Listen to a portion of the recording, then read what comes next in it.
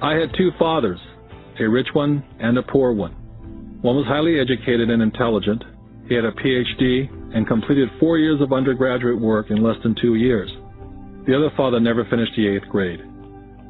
Both men were successful in their careers, working hard all their lives. Both earned substantial incomes, yet one struggled financially all his life. The other would become one of the richest men in Hawaii. One died leaving tens of millions of dollars to his family, charities, and his church. The other left bills to be paid. Both men were strong, charismatic, and influential.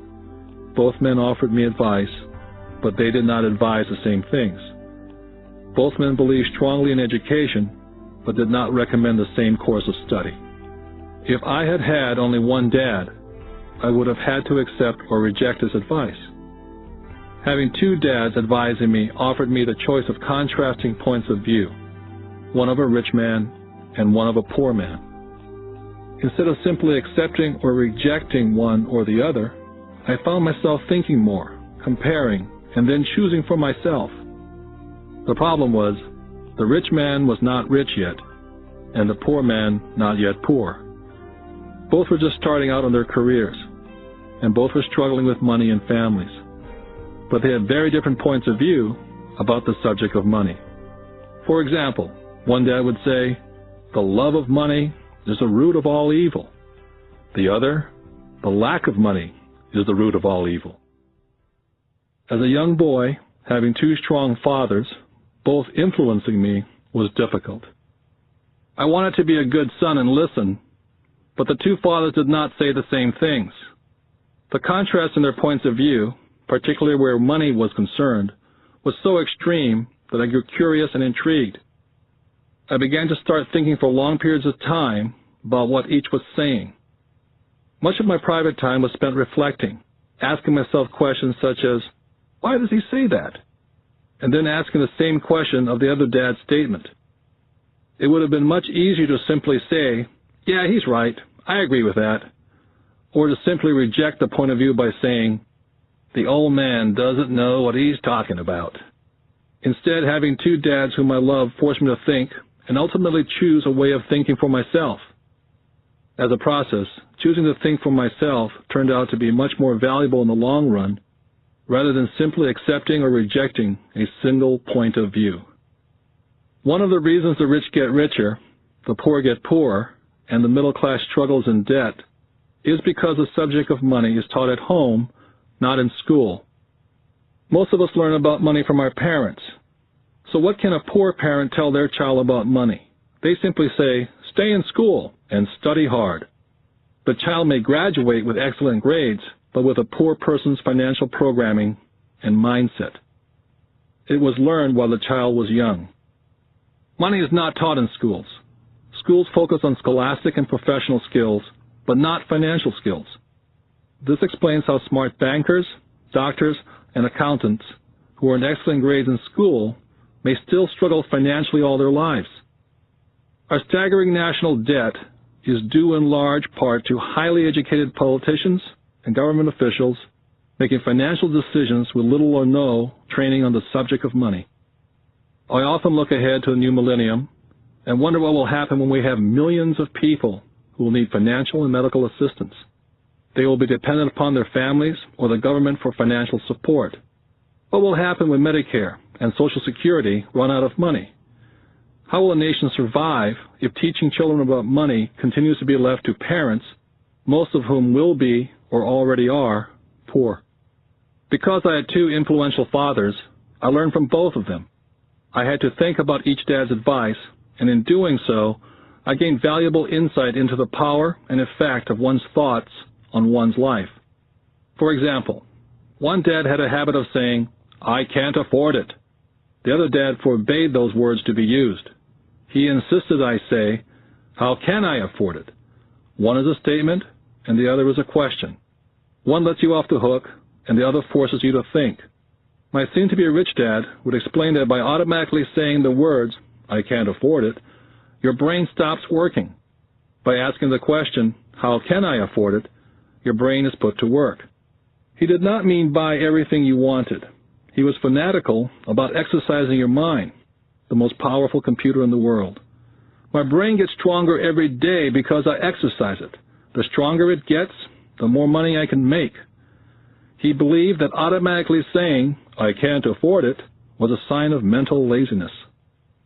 Although both dads worked hard, I noticed that one dad had a habit of putting his brain to sleep when it came to money matters, and the other had a habit of exercising his brain.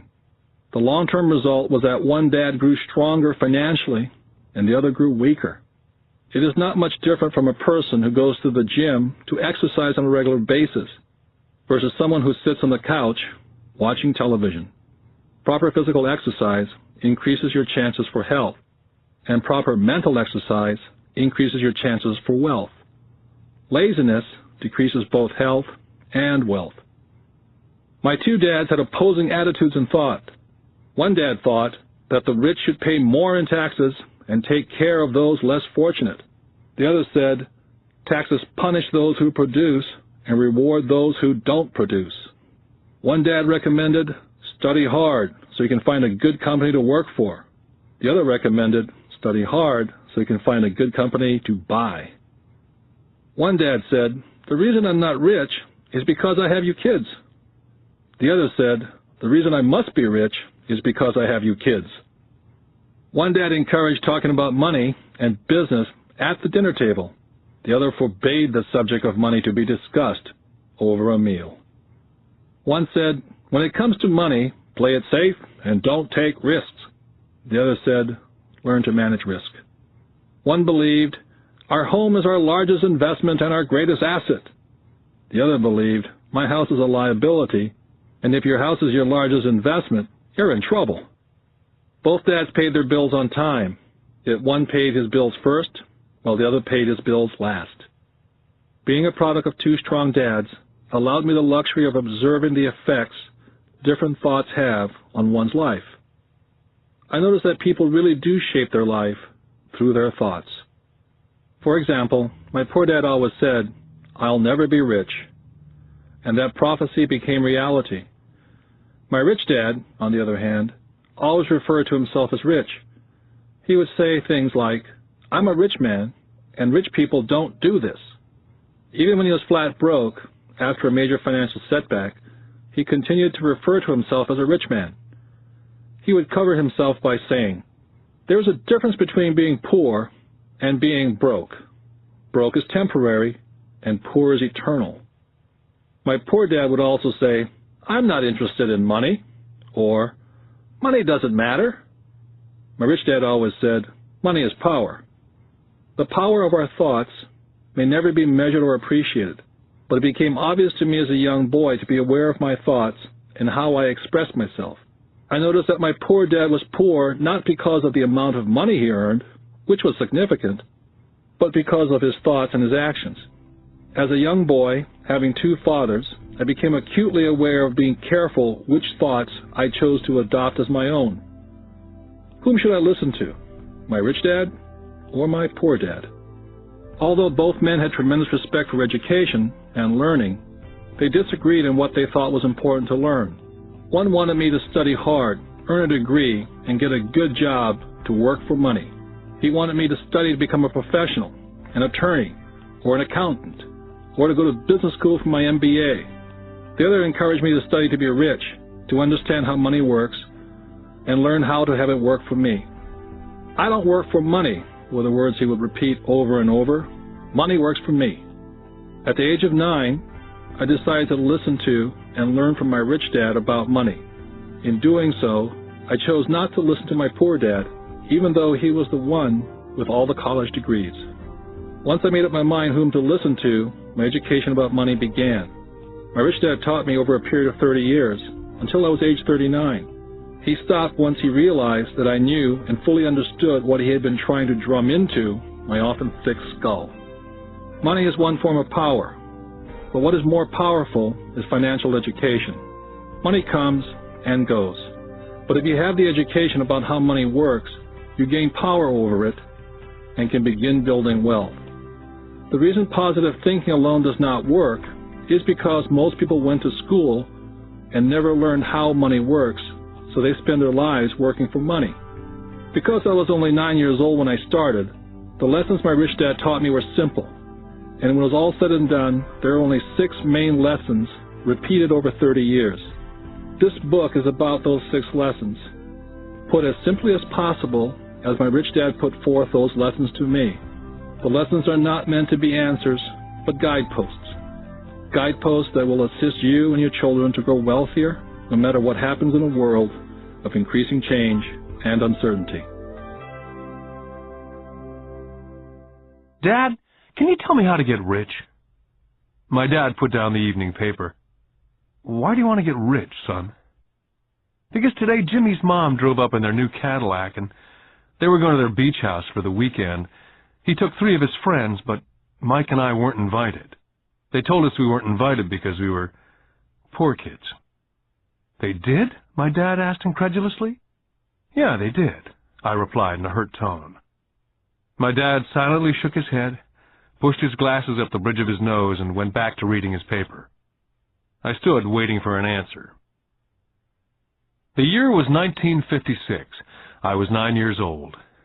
By some twist of fate, I attended the same public school where the rich people sent their kids.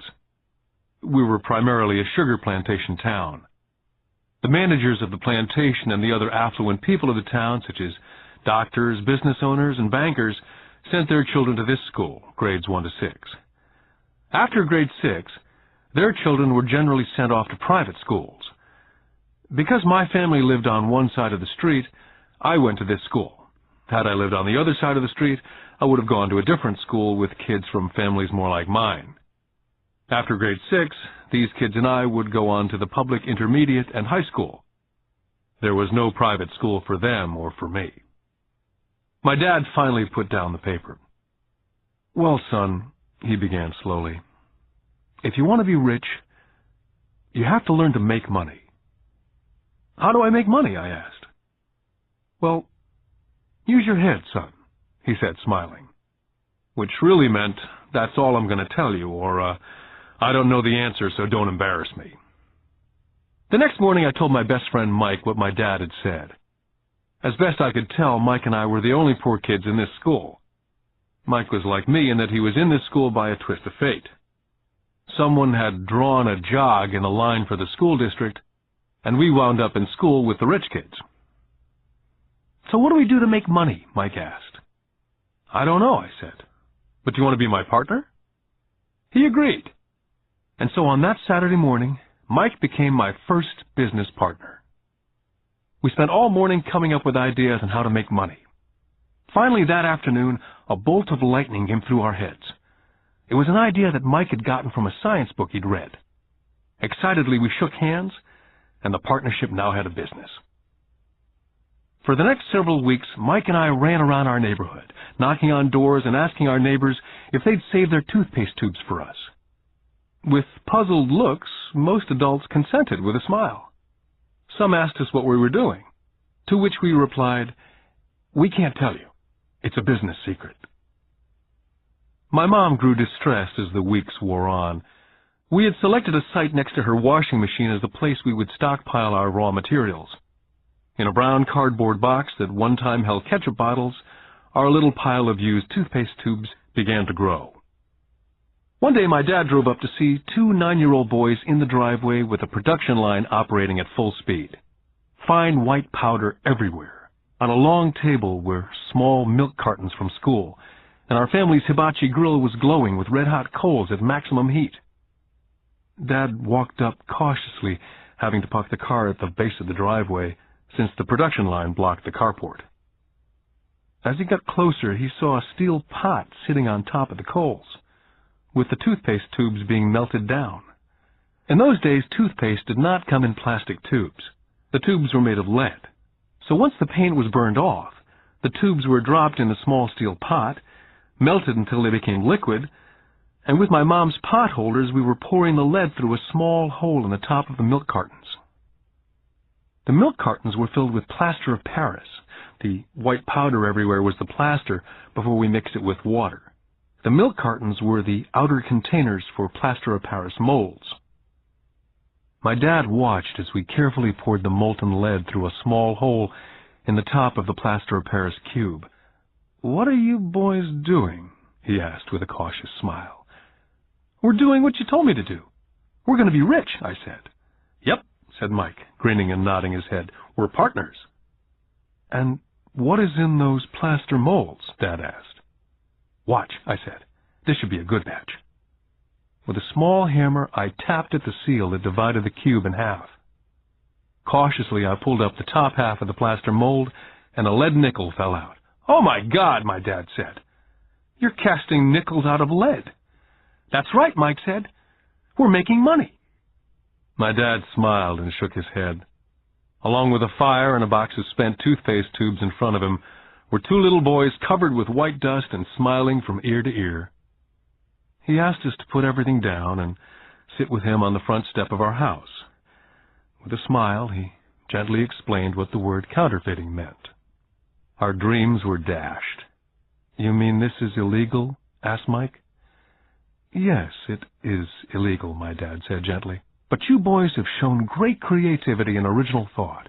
Keep going. I'm really proud of you." Disappointed, Mike and I sat in silence for about 20 minutes before we began cleaning up our mess. The business was over on opening day. Sweeping the powder up, I looked at Mike and said, "I guess Jimmy and his friends are right. We are poor." My father was just leaving as I said that. "Boys," he said, "you're only poor if you give up. The most important thing is that you did something. Most people only talk and dream of getting rich. You've done something. I'm very proud of the two of you. I will say it again. Keep going. Don't quit." Mike and I stood there in silence. They were nice words, but we still did not know what to do. "So how come you're not rich, Dad?" I asked. "Because I chose to be a school teacher. School teachers really don't think about being rich. We just like to teach. I wish I could help you, but I really don't know how to make money." Mike and I turned and continued our cleanup. "I know," said my dad. "If you boys want to learn how to be rich, don't ask me. Talk to your dad, Mike." "My dad?" asked Mike with a scrunched-up face. "Yeah, your dad," repeated my dad with a smile. "Your dad and I have the same banker, and he raves about your father. He's told me several times that your father is brilliant when it comes to making money. He seems to be building an empire, and I suspect in a few years he will be a very rich man." With that, Mike and I got excited again. With new vigor, we began cleaning up the mess caused by our now-defunct first business. As we were cleaning, we made plans on how and when to talk to Mike's dad. The problem was that Mike's dad worked long hours and often did not come home until late.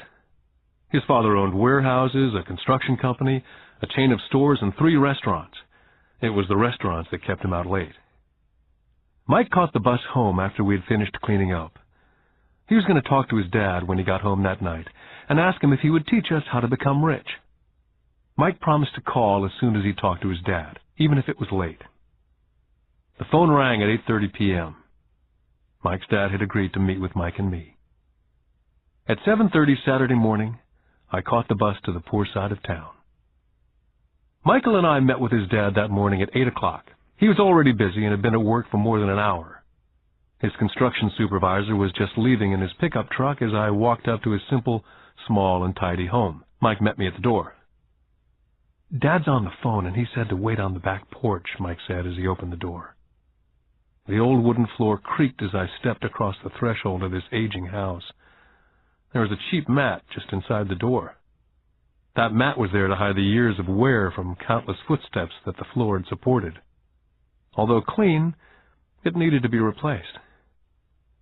I felt claustrophobic as I entered the narrow living room, which was filled with old, musty, overstuffed furniture that today would be collector's items. Sitting on the couch were 2 women, a little older than my mom. Across from the women sat a man in workman's clothes. They smiled as Mike and I walked past them, heading for the kitchen, which led to the porch that overlooked the backyard. I smiled back shyly. "Who are those people?" I asked. "Oh, they work for my dad. The older man runs his warehouses, and the women are the managers of the restaurants. And you saw the construction supervisor who's working on a road project about 50 miles from here. His other supervisor, who's building a tract of houses, had already left before you got here." "Does this go on all the time?" I asked. Not always, but quite often, said Mike, smiling as he pulled up a chair to sit down next to me. I asked him if he'd teach us to make money, Mike said. Oh? And what did he say to that? I asked with cautious curiosity. Well, he had a funny look on his face at first, and then he said he would make us an offer. Oh, I said, rocking my chair back against the wall. I sat there perched on two rear legs of the chair. Mike did the same thing. Suddenly, Mike's dad burst through the rickety screen door and onto the porch. Mike and I jumped to our feet, not out of respect, but because we were startled. Ready, boys? Mike's dad asked, as he pulled up a chair to sit down with us. We nodded our heads as we pulled our chairs away from the wall to sit in front of him. He was a big man, about 6 feet tall and 200 pounds.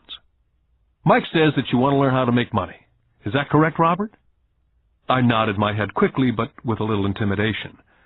He had a lot of power behind his words and smile. Okay, here's my offer. I'll teach you, but I won't do it classroom style. You work for me, and I'll teach you. You don't work for me, I don't teach you. I can teach you faster if you work, and I'm wasting my time if you just want to sit and listen like you do in school. That's my offer. Take it or leave it. May I ask a question first, I asked. Nope, take it or leave it. I've got too much work to do to waste my time. If you can't make up your mind decisively, then you'll never learn to make money anyway. Take it, I said. Take it, said Mike. Good, said Mike's dad. Mrs. Martin will be by in 10 minutes. After I'm through with her, you ride with her to my superette, and you can begin working. I'll pay you 10 cents an hour, and you will work for 3 hours every Saturday. But I have a softball game today, I said. Mike's dad lowered his voice to a stern tone. Take it or leave it, he said. I'll take it, I replied, choosing to work and learn instead of playing softball. By 9 a.m. on a beautiful Saturday morning, Mike and I were working for Mrs. Martin. She was a kind and patient woman. She always said that Mike and I reminded her of her 2 sons who were grown and gone. Although kind, she believed in hard work, and she kept us working. She was a taskmaster. We spent 3 hours taking canned goods off the shelves, and with a feather duster, brushing each can to get the dust off, and then restacking them neatly. It was excruciatingly boring work. For 3 weeks, Mike and I reported to Mrs. Martin and worked our 3 hours. By noon, our work was over, and she dropped 3 little dimes in each of our hands. Now, even at the age of 9 in the mid-50s, 30 cents was not too exciting.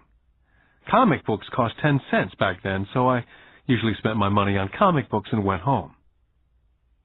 By Wednesday of the 4th week, I was ready to quit. I had agreed to work only because I wanted to learn to make money from Mike's dad. And now I was a slave for 10 cents an hour. On top of that, I had not seen Mike's dad since that first Saturday. I'm quitting, I told Mike at lunchtime. The school lunch was miserable. School was boring, and now I didn't even have my Saturdays to look forward to. But it was the 30 cents that really got to me. Mike smiled. Dad said this would happen. He said to meet with him when you were ready to quit. What? I said indignantly. He's been waiting for me to get fed up? Sort of, Mike said. Dad's kind of different. He teaches differently from your dad. Your mom and dad lecture a lot. My dad is quiet and a man of few words. You just wait till this Saturday. I'll tell him you're ready. You mean I've been set up? No, not really, but maybe. Dad will explain on Saturday. I was ready to face him, and I was prepared. Even my real dad was angry with him. My real dad, the one I call the poor one, thought that my rich dad was violating child labor laws and should be investigated. My educated dad told me to demand what I deserve, at least 25 cents an hour. My poor dad told me that if I didn't get a raise, I was to quit immediately. At 8 o'clock Saturday morning, I was going through the same rickety door of Mike's house. Take a seat and wait in line, Mike's dad said as I entered. He turned and disappeared into his little office next to a bedroom. I looked around the room and didn't see Mike anywhere. Feeling awkward, I cautiously sat down next to the same 2 women who were there 4 weeks earlier. They smiled and slid across the couch to make room for me. 45 minutes went by and I was steaming. The 2 women had met with him and left 30 minutes earlier. An older gentleman was in there for 20 minutes and was also gone. The house was empty, and I sat out in his musty, dark living room on a beautiful, sunny Hawaiian day, waiting to talk to a cheapskate who exploited children. I could hear him rustling around in the office, talking on the phone and ignoring me. I was now ready to walk out, but for some reason I stayed. Finally, 15 minutes later, at exactly 9 o'clock, Rich Dad walked out of his office, said nothing, and signaled with his hand for me to enter his dingy office. "I understand you want a raise or you're going to quit," Rich Dad said as he swiveled in his office chair. "Well, you're not keeping your end of the bargain," I blurted out, nearly in tears. It was really frightening for a 9-year-old boy to confront a grown-up. "You said that you'd teach me if I worked for you." "Well, I've worked for you. I've worked hard. I've given up my baseball games to work for you, and you don't keep your word. You haven't taught me anything. You're a crook like everyone in town thinks you are. You're greedy. You want all the money and don't take care of your employees. You make me wait and don't show me any respect. I'm only a little boy, and I deserve to be treated better." Rich Dad rocked back in his swivel chair, hands up to his chin, somewhat staring at me. "Not bad," he said. "In less than a month you sound like most of my employees." "What?" I asked. Not understanding what he was saying, I continued with my grievance. "I thought you were going to keep up your end of the bargain and teach me. Instead, you want to torture me. That's cruel. That's really cruel." "I am teaching you," Rich Dad said quietly. "What have you taught me?" "Nothing," I said angrily. "You haven't even talked to me once since I agreed to work for peanuts. 10 cents an hour, huh? I should notify the government about you. We have child labor laws, you know. My dad works for the government, you know." "Wow," said Rich Dad. "Now you sound like most of the people who used to work for me. People I've either fired or they've quit." "So what do you have to say?" I demanded, feeling pretty brave for a little kid. "How do you know that I've not taught you anything?" asked Rich Dad calmly. "Well, you've never talked to me. I've worked for 3 weeks, and you've not taught me anything," I said with a pout. "Does teaching mean talking or a lecture?" Rich Dad asked. "Well, yes," I replied. "That's how they teach you in school," he said, smiling. "But that is not how life teaches you. And I would say that life is the best teacher of all. Most of the time, life does not talk to you, just sort of pushes you around. Each push is life saying, 'Wake up. There's something I want you to learn.'" I had no idea what he was talking about. Life pushes all of us around. Some give up, others fight. A few learn the lesson and move on. They welcome life pushing them around. To these few people, it means they need and want to learn something. They learn and move on. Most quit, and a few like you fight. Rich Dad stood and shut the creaky old wooden window that needed repair. "If you learn this lesson, you will grow into a wise, wealthy, and happy young man. If you don't, you will spend your life blaming a job, low pay, or your boss for your problems. You'll live life hoping for that big break that'll solve all your money problems." Rich Dad looked over to me to see if I was still listening. His eyes met mine. We stared at each other, streams of communication going between us through our eyes. Finally, I pulled away once I had absorbed his last message. I knew he was right. I was blaming him, and I did ask to learn. I was fighting. Rich Dad continued, "Or if you're the kind of person who has no guts, you just give up every time life pushes you. If you're that kind of person, you'll live all your life playing it safe, doing the right things, saving yourself for some event that never happens. Then you die a boring old man. You'll have lots of friends who'll really like you because you were such a nice, hard-working guy. You spent a life playing it safe, doing the right things. But the truth is, you let life push you into submission. Deep down, you were terrified of taking risks. You really wanted to win, but the fear of losing was greater than the excitement of winning. Deep inside, you and only you will know that you didn't go for it. You chose to play it safe." Our eyes met again. For 10 seconds, we looked at each other, only pulling away once the message was received. "You've been pushing me around?" I asked. "Some people might say that," smiled Rich Dad. "I would say that I just gave you a taste of life." "What taste of life?" I asked, still angry, but not curious. You boys are the first people that have ever asked me to teach them how to make money. I have more than 150 employees, and not one of them has asked me what I know about money. They ask me for a job and a paycheck, but never to teach them about money. So most will spend the best years of their lives working for money, not really understanding what it is they're working for. I sat there listening intently. So when Mike told me about you wanting to learn how to make money, I decided to design a course that was close to real life. I could talk till I was blue in the face, but you wouldn't hear a thing. So I decided to let life push you around a bit so you could hear me. That's why I only paid you 10 cents. So what is the lesson I learned from working for only 10 cents an hour, I asked. That you're cheap and exploit your workers? Rich Dad laughed heartily. You'd best change your point of view. Stop blaming me, thinking I'm the problem. If you think I'm the problem, then you have to change me. If you realize that you're the problem, then you can change yourself, learn something, and grow wiser. But you only pay me 10 cents. So what are you learning? Rich Dad asked, smiling. That you're cheap, I said with a sly grin. See, you think I'm the problem, said Rich Dad. But you are. Well, keep that attitude and you learn nothing. Keep the attitude that I'm the problem, and what choices do you have? Well, if you don't pay me more or show me more respect and teach me, I'll quit. Well put, Rich Dad said. And that's exactly what most people do. They quit and go looking for another job, better opportunity, and higher pay, actually thinking that a new job or more pay will solve the problem. In most cases, it won't. So what will solve the problem, I asked? Just take this measly 10 cents an hour and smile? Rich Dad smiled. That's what the other people do. Just accept a paycheck, knowing that they and their family will struggle financially. But that's all they do. Waiting for a raise, thinking that more money will solve the problem.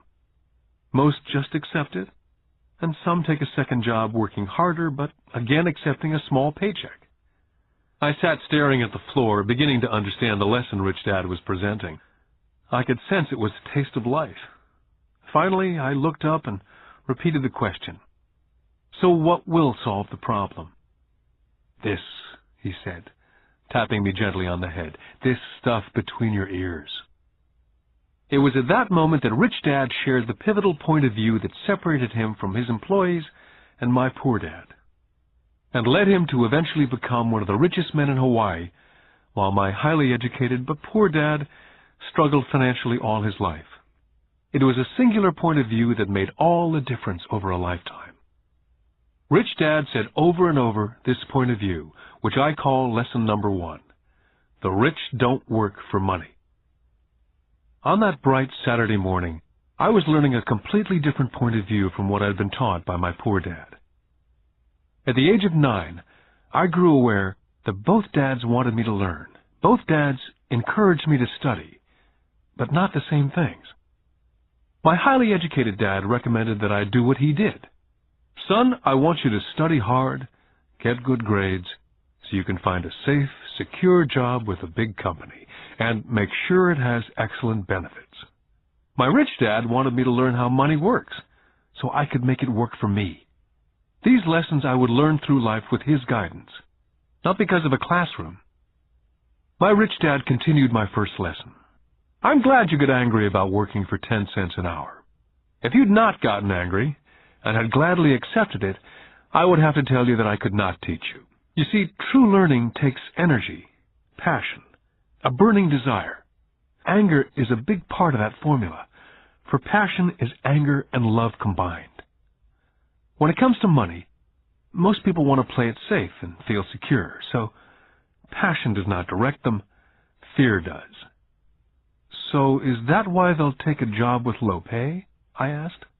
Yes, said Rich Dad. Some people say I exploit people because they don't pay as much as the sugar plantation or the government. I say people exploit themselves.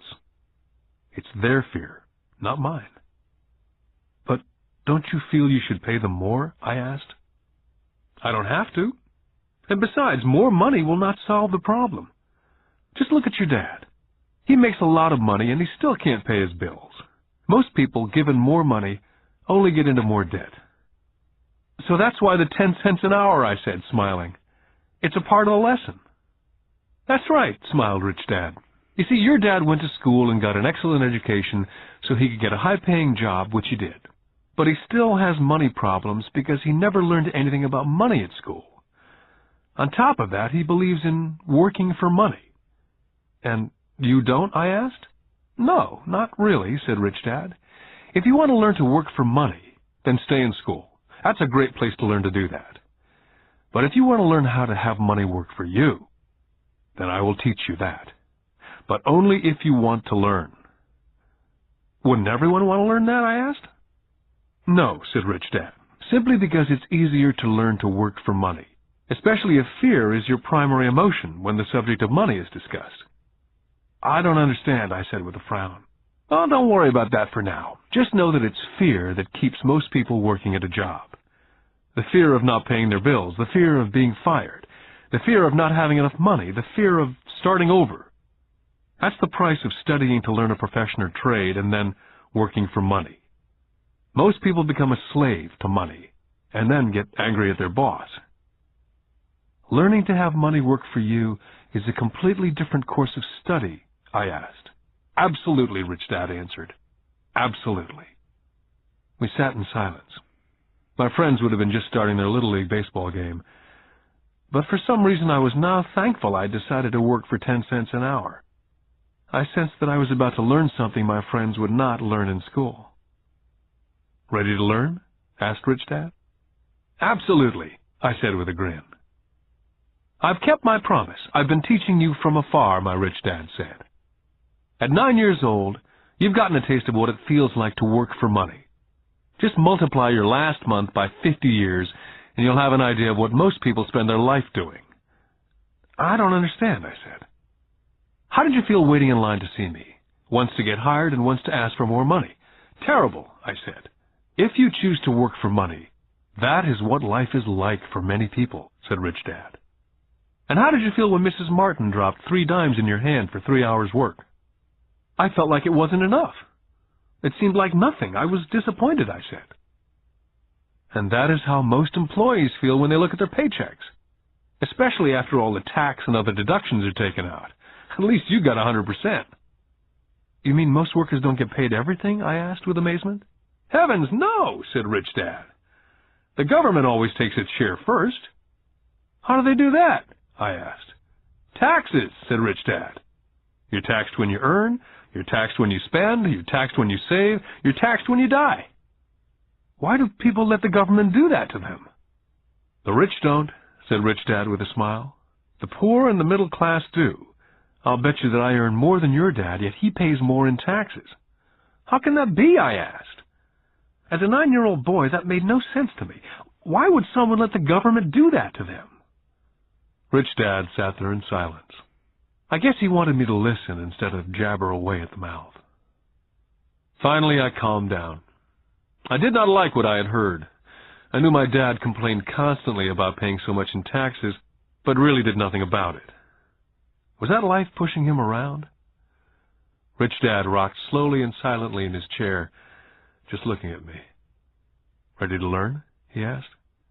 I nodded my head slowly. Learning how to have money work for you is a lifetime study. Most people go to college for 4 years and their education ends.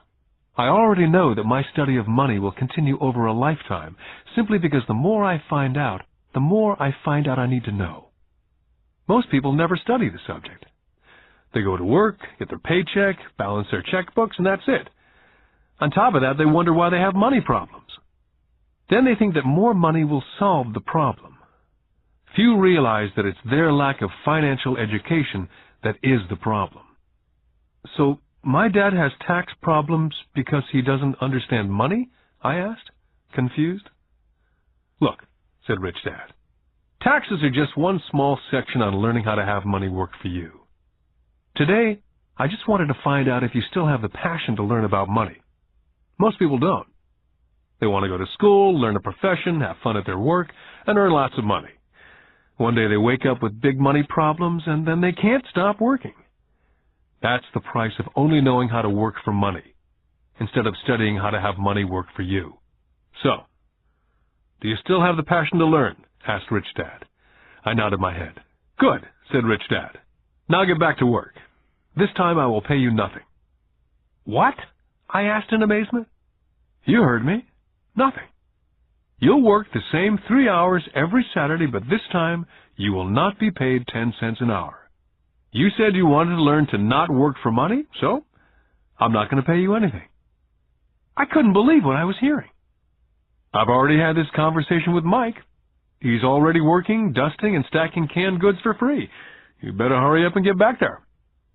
I stood there, still not believing what a raw deal I'd been handed. Here I came to ask for a raise, and now I was being told to keep working for nothing. Rich Dad tapped me on the head and said, "Use this. Now get out of here." I didn't tell my poor dad I wasn't being paid. He would not have understood, and I did not want to try to explain something that I did not yet understand myself. For 3 more weeks, Mike and I worked for 3 hours every Saturday for nothing. The work didn't bother me, and the routine got easier. It was the missed baseball games and not being able to afford to buy a few comic books that got to me. Rich Dad stopped by at noon on the 3rd week. We heard his truck pull up in the parking lot and sputter when the engine was turned off. He entered the store and greeted Mrs. Martin with a hug. After finding out how things were going in the store, he reached into the ice cream freezer, pulled out 2 bars, paid for them, and signaled to Mike and me, "Let's go for a walk, boys." We crossed the street, dodging a few cars, and walked across a large grassy field where a few adults were playing softball. Sitting down at a remote picnic table, he handed Mike and me the ice cream bars. "How's it going, boys?" "Okay," Mike said. I nodded in agreement. "Learn anything yet?" Rich Dad asked. Mike and I looked at each other, shrugged our shoulders, and shook our heads in unison. "Well, you boys had better start thinking. You're staring at one of life's biggest lessons. If you learn the lesson, you'll enjoy a life of great freedom and security. If you don't learn the lesson, you'll wind up like Mrs. Martin and most of the people playing softball in this park. They work very hard for a little money, clinging to the illusion of job security, looking forward to a 3-week vacation each year and a skimpy pension after 45 years of work. Now, if that excites you, I'll give you a raise to 25 cents an hour." "But these are good, hard-working people. Are you making fun of them?" I demanded. A smile came over Rich Dad's face. "Mrs. Martin's like a mother to me, and I would never be that cruel. I may sound cruel because I'm doing my best to point something out to the 2 of you. I want to expand your point of view so you can see something most people never have the benefit of seeing because their vision is too narrow. Most people never see the trap they're in." Mike and I sat there uncertain of his message. He sounded cruel, yet we could sense he was desperately wanting us to know something. With a smile, Rich Dad said, "Doesn't that 25 cents an hour sound good? Doesn't that make your heart beat a little faster?" I shook my head no, but it really did. 25 cents an hour would be big bucks to me. "Okay, I'll pay you $1 an hour," Rich Dad said with a sly grin. Now my heart was beginning to race. My brain was screaming, "Take it, take it." I could not believe what I was hearing. Still, I said nothing. "Okay, $2 an hour." My little 9-year-old brain and heart nearly exploded. After all, it was 1956, and being paid $2 an hour would have made me the richest kid in the world. I couldn't imagine earning that kind of money. I wanted to say yes, but somehow my mouth stayed silent. Maybe my brain had overheated and blown a fuse, but deep down I badly wanted that $2 an hour. The ice cream had melted and was running down my hand. Rich Dad was looking at 2 boys staring back at him, eyes wide open and brains empty. He knew that he was testing us, and he knew there was part of our emotions that wanted to take the deal. "Okay," he said, $5 an hour. Suddenly there was a silence from inside me. Something had changed. The offer was too big and had gotten ridiculous. Not too many grown-ups in 1956 made more than $5 an hour. The temptation disappeared and a calm set in. Slowly I turned to my left to look at Mike. He looked back at me. The part of my soul that was weak and needy was silenced. The part of me that had no price took over. There was a calm and a certainty about money that entered my brain and my soul. I knew Mike had gotten to that point also. "Good," Rich Dad said softly. "Most people have a price. And they have a price because of human emotions named fear and greed. First, the fear of being without money motivates us to work hard. And then once we get that paycheck, greed or desire starts us thinking about all the wonderful things money can buy. The pattern is then set." "What pattern?" I asked. "The pattern of get up, go to work, pay bills, get up, go to work, pay bills. Their lives are then run forever by two emotions, fear and greed. Offer them more money, and they continue the cycle by also increasing their spending. This is what I call the rat race." "There is another way?" Mike asked. "Yes," said Rich Dad slowly, "but only a few people find it." "And what is that way?" Mike asked. "That's what I hope you boys will find out as you work and study with me. That is why I took away all forms of pay." "Any hints?" Mike asked. "We're kind of tired of working hard, especially for nothing." "Well, the first step is telling the truth," said Rich Dad. "We haven't been lying," I said. "I did not say you were lying. I said to tell the truth," Rich Dad came back. "The truth about what?" I asked. "How you're feeling," Rich Dad said. "You don't have to say it to anyone else, just yourself." "You mean the people in this park, the people who work for you, Mrs. Martin, they don't do that?" I asked. "I doubt it," Rich Dad said. "Instead, they feel the fear of not having money. Instead of confronting the fear, they react instead of think. They react emotionally instead of using their heads," Rich Dad said, tapping us on our heads. "Then they get a few bucks in their hands, and again the emotion of joy and desire and greed take over. And again they react instead of think." "So their emotions do their thinking," Mike said. "That's correct," said Rich Dad. "Money is running their lives, and they refuse to tell the truth about that. Money is in control of their emotions, and hence their souls." Rich Dad sat quietly, letting his words sink in. Realizing we had absorbed as much as possible of what he was talking about, Rich Dad said, "I want you boys to avoid that trap. That is really what I want to teach you. Not just to be rich, because being rich does not solve the problem." "It doesn't?" I asked, surprised. "No, it doesn't. Let me finish with the other emotion, which is desire. Some call it greed, but I prefer desire. It's perfectly normal to desire something better, prettier, more fun or exciting. So people also work for money because of desire.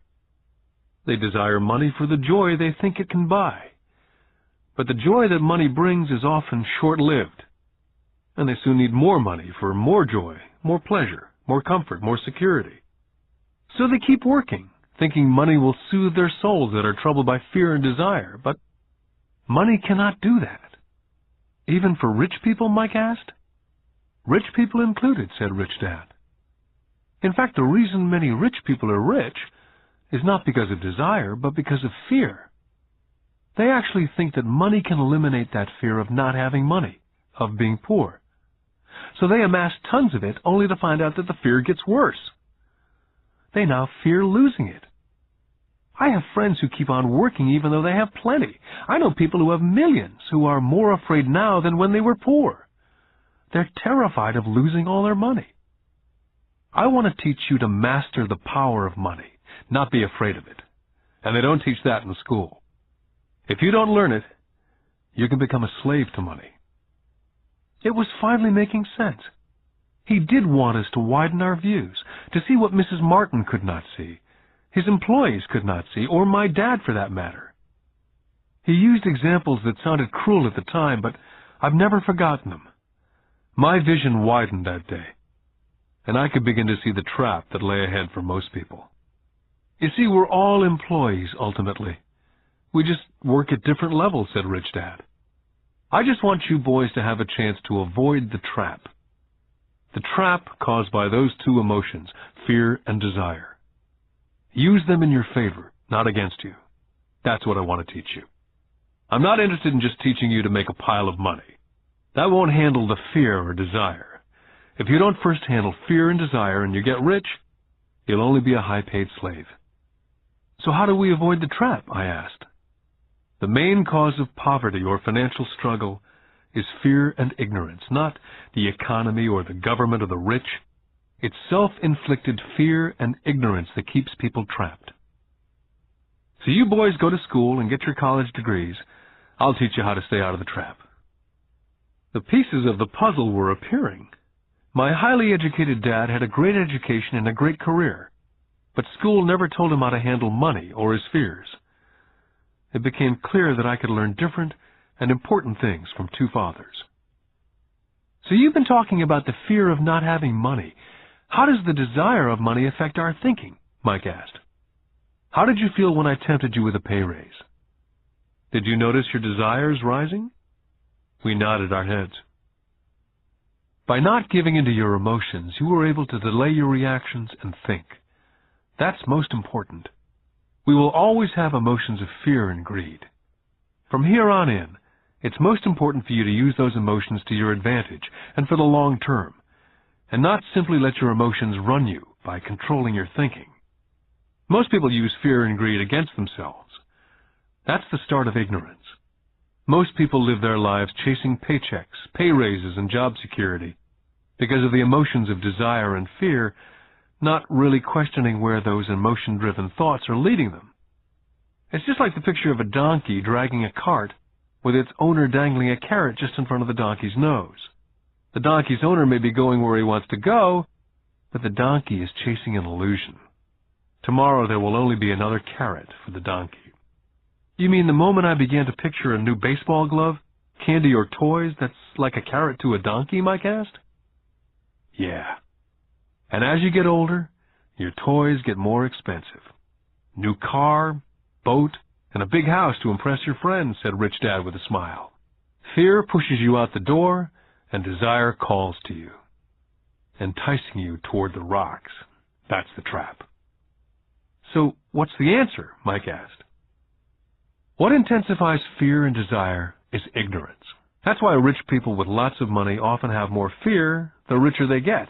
Money is the carrot, the illusion. Rich Dad went on to explain that a human's life is a struggle between ignorance and illumination. He explained that once a person stops searching for information and knowledge of oneself, ignorance sets in. That struggle is a moment-to-moment decision to learn to open or close one's mind. Look, school is very, very important. You go to school to learn a skill or a profession so as to be a contributing member of society. Every culture needs teachers, doctors, mechanics, artists, cooks, business people, police officers, firefighters, soldiers. Schools train them so our culture can thrive and flourish, said Rich Dad. Unfortunately for many people, school is the end, not the beginning. What does ignorance have to do with greed and fear, I asked. Because it's ignorance about money that causes so much greed and so much fear, said Rich Dad. Let me give you some examples. A doctor wanting more money to better provide for his family raises his fees. By raising his fees, it makes healthcare more expensive for everyone. Now it hurts the poor people the most, so poor people have worse health than those with money. Because the doctors raise their rates, the attorneys raise their rates. Because the attorneys' rates have gone up, school teachers want a raise, which raises our taxes, and on and on and on. Soon there will be such a horrifying gap between the rich and the poor that chaos will break out, and another great civilization will collapse. Great civilizations collapsed when the gap between the haves and the have-nots was too great. America is on the same course, proving once again that history repeats itself, because we do not learn from history. We only memorize historical dates and names, not the lesson. Aren't prices supposed to go up, I asked. Not in an educated society with a well-run government. Prices should actually come down. Of course, that's often only true in theory. Prices go up because of greed and fear caused by ignorance. If schools taught people about money, there would be more money and lower prices. But schools only focus on teaching people to work for money, not how to harness money's power. But Don't we have business schools, Mike asked. Aren't you encouraging me to go to business school for my master's degree? Yes, said Rich Dad. But all too often business schools train employees who are sophisticated bean counters. Heaven forbid a bean counter takes over a business. All they do is look at the numbers, fire people, and kill the business. I know, because I hire bean counters. All they think about is cutting costs and raising prices, which causes more problems. Bean counting is important. I wish more people knew it, but it, too, is not the whole picture, added Rich Dad angrily. So is there an answer? Asked Mike. Yes, said Rich Dad. Learn to use your emotions to think, not think with your emotions. When you boys mastered your emotions, first by agreeing to work for free, I knew there was hope. When you again resisted your emotions when I tempted you with more money, you were again learning to think in spite of being emotionally charged. That's the first step. Can you tell the difference between emotions thinking and the head thinking? Mike asked. Oh, yes, I hear it all the time, said Rich Dad. I hear things like, well, everyone has to work, or the rich are crooks, or I'll get another job, I deserve this raise. You can't push me around, or I like this job because it's secure. Instead of, is there something I'm missing here? Which breaks the emotional thought and gives you time to think clearly. I must admit it was a great lesson to be getting, to know when someone was speaking out of emotions or out of clear thought. It was a lesson that served me well for life, especially when I was the one speaking out of reaction and not from clear thought. As we headed back to the store, Rich Dad explained that the rich really did make money. They did not work for it. He went on to explain that when Mike and I were casting 5-cent pieces out of lead, thinking we were making money, we were very close to thinking the way rich people think. The problem was that it was illegal for us to do it. Rich Dad went on to explain that the rich know that money is an illusion, truly like the carrot for the donkey. It's only out of fear and greed that the illusion of money is held together by billions of people thinking that money is real.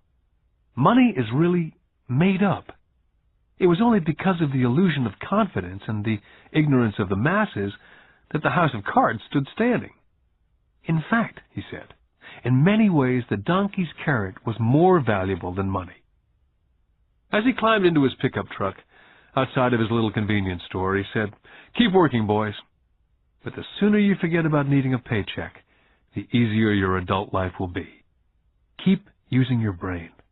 Work for free. And soon your mind will show you ways of making money far beyond what I could ever pay you. You'll begin to see opportunities right in front of you that in the past would have gone unnoticed." Mike and I picked up our things from the store and waved goodbye to Mrs. Martin. We went back to the park, to the same picnic bench, and spent several more hours thinking and talking. We spent the next week at school thinking and talking. For 2 more weeks, we kept thinking and talking and working for free. At the end of the second Saturday, I was again saying goodbye to Mrs. Martin and looking at the comic book stand with a longing gaze. The hard thing about not even getting 30 cents every Saturday was that I didn't have any money to buy comic books. Suddenly, as Mrs. Martin was saying goodbye to Mike and me, I saw something she was doing that I'd never seen her do before. I mean, I'd seen her do it, but I never took notice of it. Mrs. Martin was cutting the front page of the comic book in half. She was keeping the top half of the comic book cover and throwing the rest of the comic book into a large brown cardboard box. When I asked her what she did with the comic books, she said, "I throw them away. I give the top half of the cover back to the comic book distributor for credit when he brings in the new comics. He's coming in an hour." Mike and I waited for an hour. Soon the distributor arrived, and I asked him if we could have the comic books, to which he replied, "You can have them if you work for this store and do not resell them." Our partnership was revived. Mike's mom had a spare room in the basement that no one used. We cleaned it out and began piling hundreds of comic books in that room. Soon our comic book library was open to the public. We hired Mike's younger sister, who loved to study, to be head librarian. She charged each child 10 cents admission to the library, which was open from 2:30 to 4:30 p.m. every day after school. The customers the children of the neighborhood, could read as many comics as they could in 2 hours. It was a bargain for them since a comic cost 10 cents each, and they could read 5 or 6 in 2 hours. Mike's sister would check the kids as they left to make sure they weren't borrowing any comic books. She also kept the books, logging in how many kids showed up each day, who they were, and any comments they might have. Mike and I averaged $9.50 per week over a 3-month period. We paid his sister $1 a week and allowed her to read the comics for free, which she rarely did since she was always studying. Mike and I kept our agreement by working in the store every Saturday and collecting all the comic books from the different stores. We kept our agreement to the distributor by not selling any comic books. We burned them once they got too tattered. We tried opening a branch office, but we could never quite find someone as dedicated as Mike's sister we could trust. At an early age, we found out how hard it was to find good staff. 3 months after the library first opened, a fight broke out in the room. Some bullies from another neighborhood pushed their way in and started it. Mike's dad suggested we shut down the business. So our comic book business was shut down and we stopped working on Saturdays at the convenience store. Anyway, Rich Dad was excited because he had new things he wanted to teach us. He was happy because we'd learned our first lesson so well. We'd learned to have money work for us.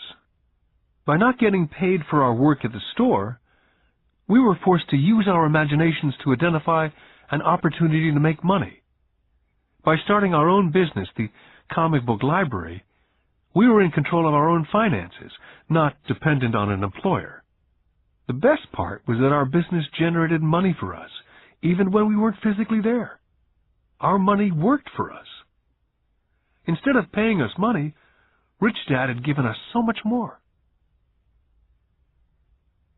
Lesson 2. Why Teach Financial Literacy? In 1990, my best friend Mike took over his father's empire and is in fact doing a better job than his dad did.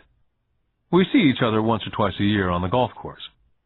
He and his wife are wealthier than you could imagine. Rich Dad's empire is in great hands, and Mike is now grooming his son to take his place, as his dad groomed us. In 1994, I retired at the age of 47, and my wife Kim was 37. Retirement does not mean not working. To my wife and me, it means that, barring unforeseen cataclysmic changes, we can work or not work, and our wealth grows automatically, staying way ahead of inflation. I guess it means freedom. The assets are large enough to grow by themselves. It's like planting a tree. You water it for years, and then one day it doesn't need you anymore. Its roots have gone down deep enough. Then the tree provides shade for your enjoyment. Mike chose to run the empire, and I chose to retire. Whenever I speak to groups of people, they often ask what I would recommend, or what could they do? How do they get started? Is there a good book I'd recommend? What is the secret to success? I simply say to them what my rich dad said back to me when I was a little kid. If you want to be rich, you need to be financially literate. That idea was drummed into my head every time we were together. As I said, my educated dad stressed the importance of reading books, while my rich dad stressed the need to master financial literacy.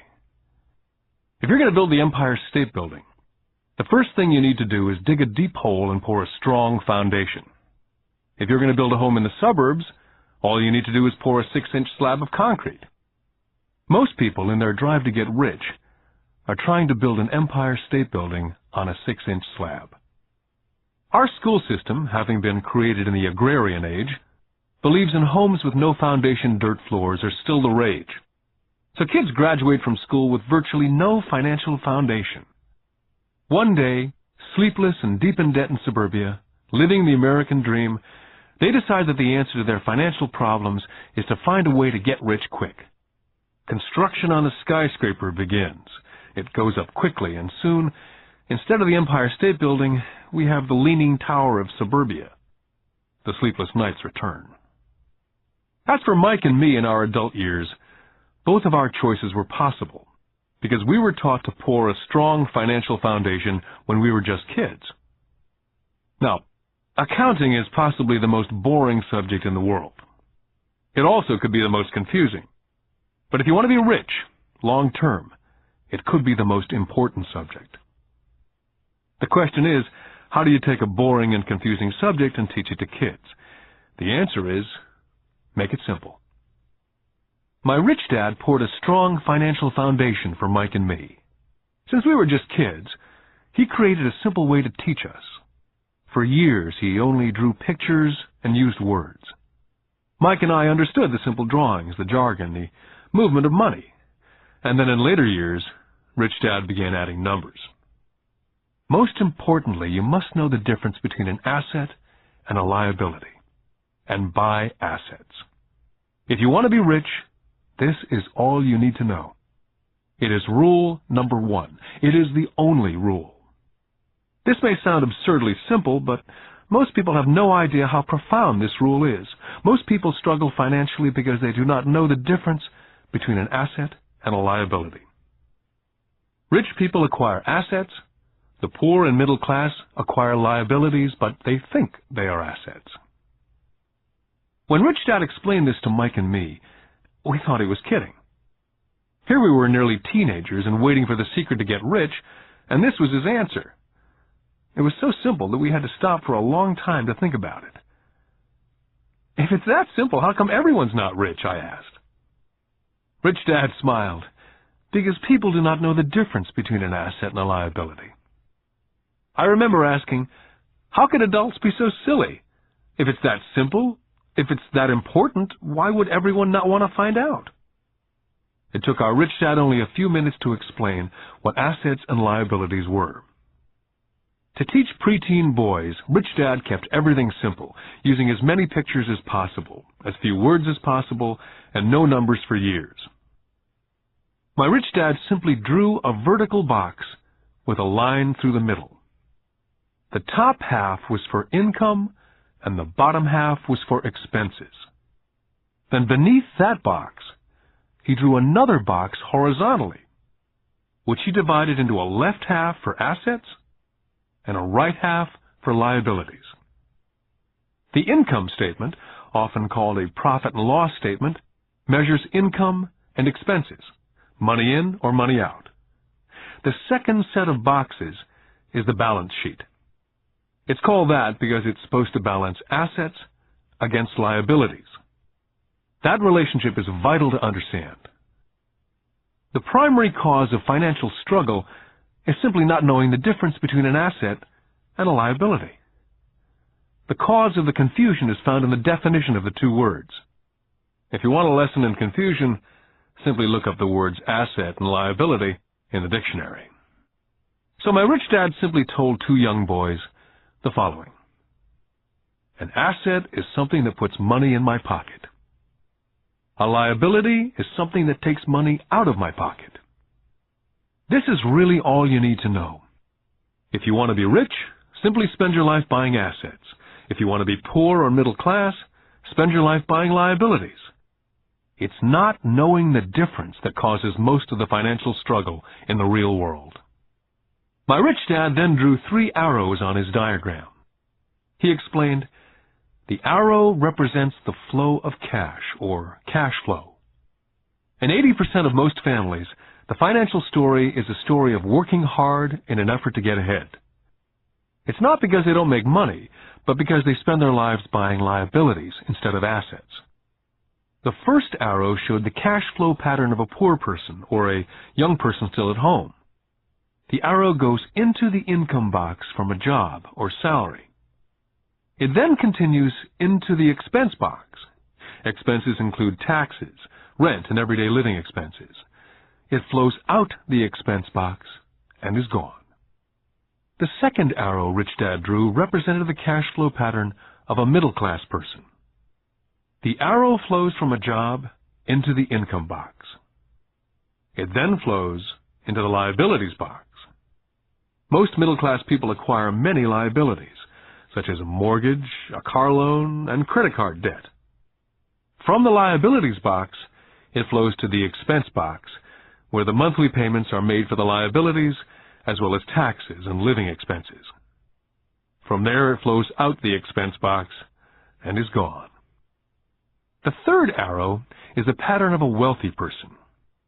This arrow simply flows from the asset box into the income box. The cash flow is not generated by a job or salary, but by assets. Remember, assets are things that put money in your pocket.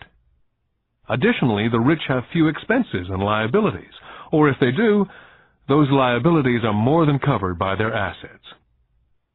Examples such as these are oversimplified. Everyone has living expenses, the need for food, shelter, and clothing.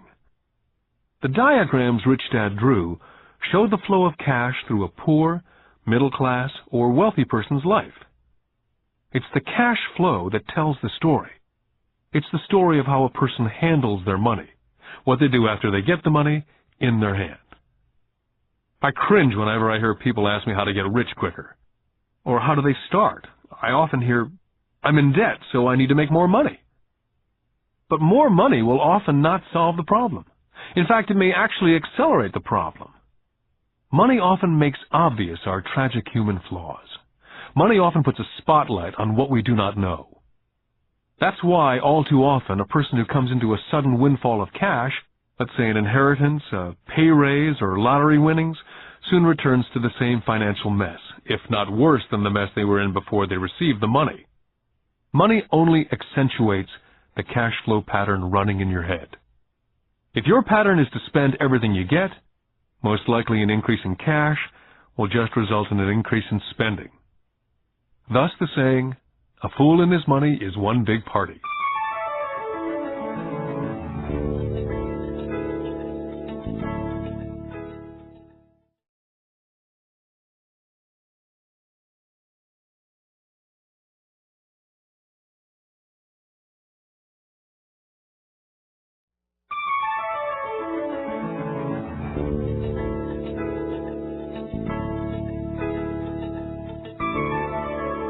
Because students leave school without financial skills, millions of educated people pursue their profession successfully, but later find themselves struggling financially. They work harder but don't get ahead. What's missing from their education is not how to make money, but how to spend money. What to do after you make it. It's called financial aptitude.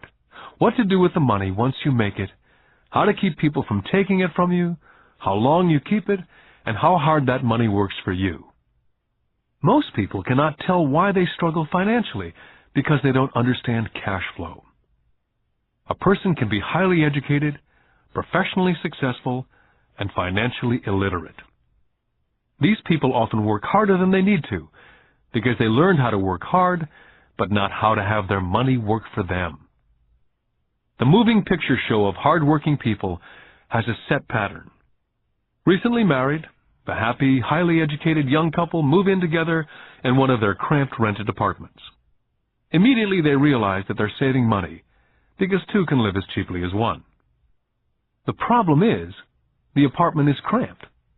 They decide to save money to buy their dream home so they can have kids. They now have two incomes, and they begin to focus on their careers. Their incomes begin to increase. As their incomes go up, their expenses go up as well, so there is little or no money to flow into the asset box. This means the only income they get comes from their jobs. The number one expense for most people is taxes. Many people think it's income tax, but for most Americans, their highest tax is Social Security. As an employee, it appears as if the Social Security tax, combined with the Medicare tax rate, is roughly 7.5%. But it's really 15%, since the employer must match the Social Security amount. In essence, it is money the employer cannot pay you. On top of that, you still have to pay income tax on the amount deducted from your wages for Social Security tax. Income you never receive because it went directly to Social Security through withholding. Then their liabilities go up. This is best demonstrated by going back to the young couple. As a result of their incomes going up, they decide to go out and buy the house of their dreams. Once in their house, they have a new tax, called property tax. Then they buy a new car, new furniture, and new appliances to match their new house. All of a sudden, they wake up, and their liabilities column is full of mortgage debt and credit card debt. They're now trapped in the rat race. A child comes along. They work harder. The process repeats itself. More money and higher taxes, also called bracket creep. A credit card comes in the mail. They use it. It maxes out. A loan company calls and says their greatest asset, their home, has appreciated in value. The company offers a bill consolidation loan because their credit is so good and tells them the intelligent thing to do is clear off the high-interest consumer debt by paying off their credit card. And besides, interest on their home is a tax deduction. They go for it and pay off those high-interest credit cards. They breathe a sigh of relief. Their credit cards are paid off. They've now folded their consumer debt into their home mortgage. Their payments go down because they extend their debt over 30 years. It is the smart thing to do. Their neighbor calls to invite them to go shopping. The Memorial Day sale is on. A chance to save some money. They say to themselves, I won't buy anything, I'll just go look. But just in case they find something, they tuck that clean credit card inside their wallet. I run into this young couple all the time. Their names change, but their financial dilemma is the same. They come to one of my talks to hear what I have to say. They ask me, can you tell us how to make more money?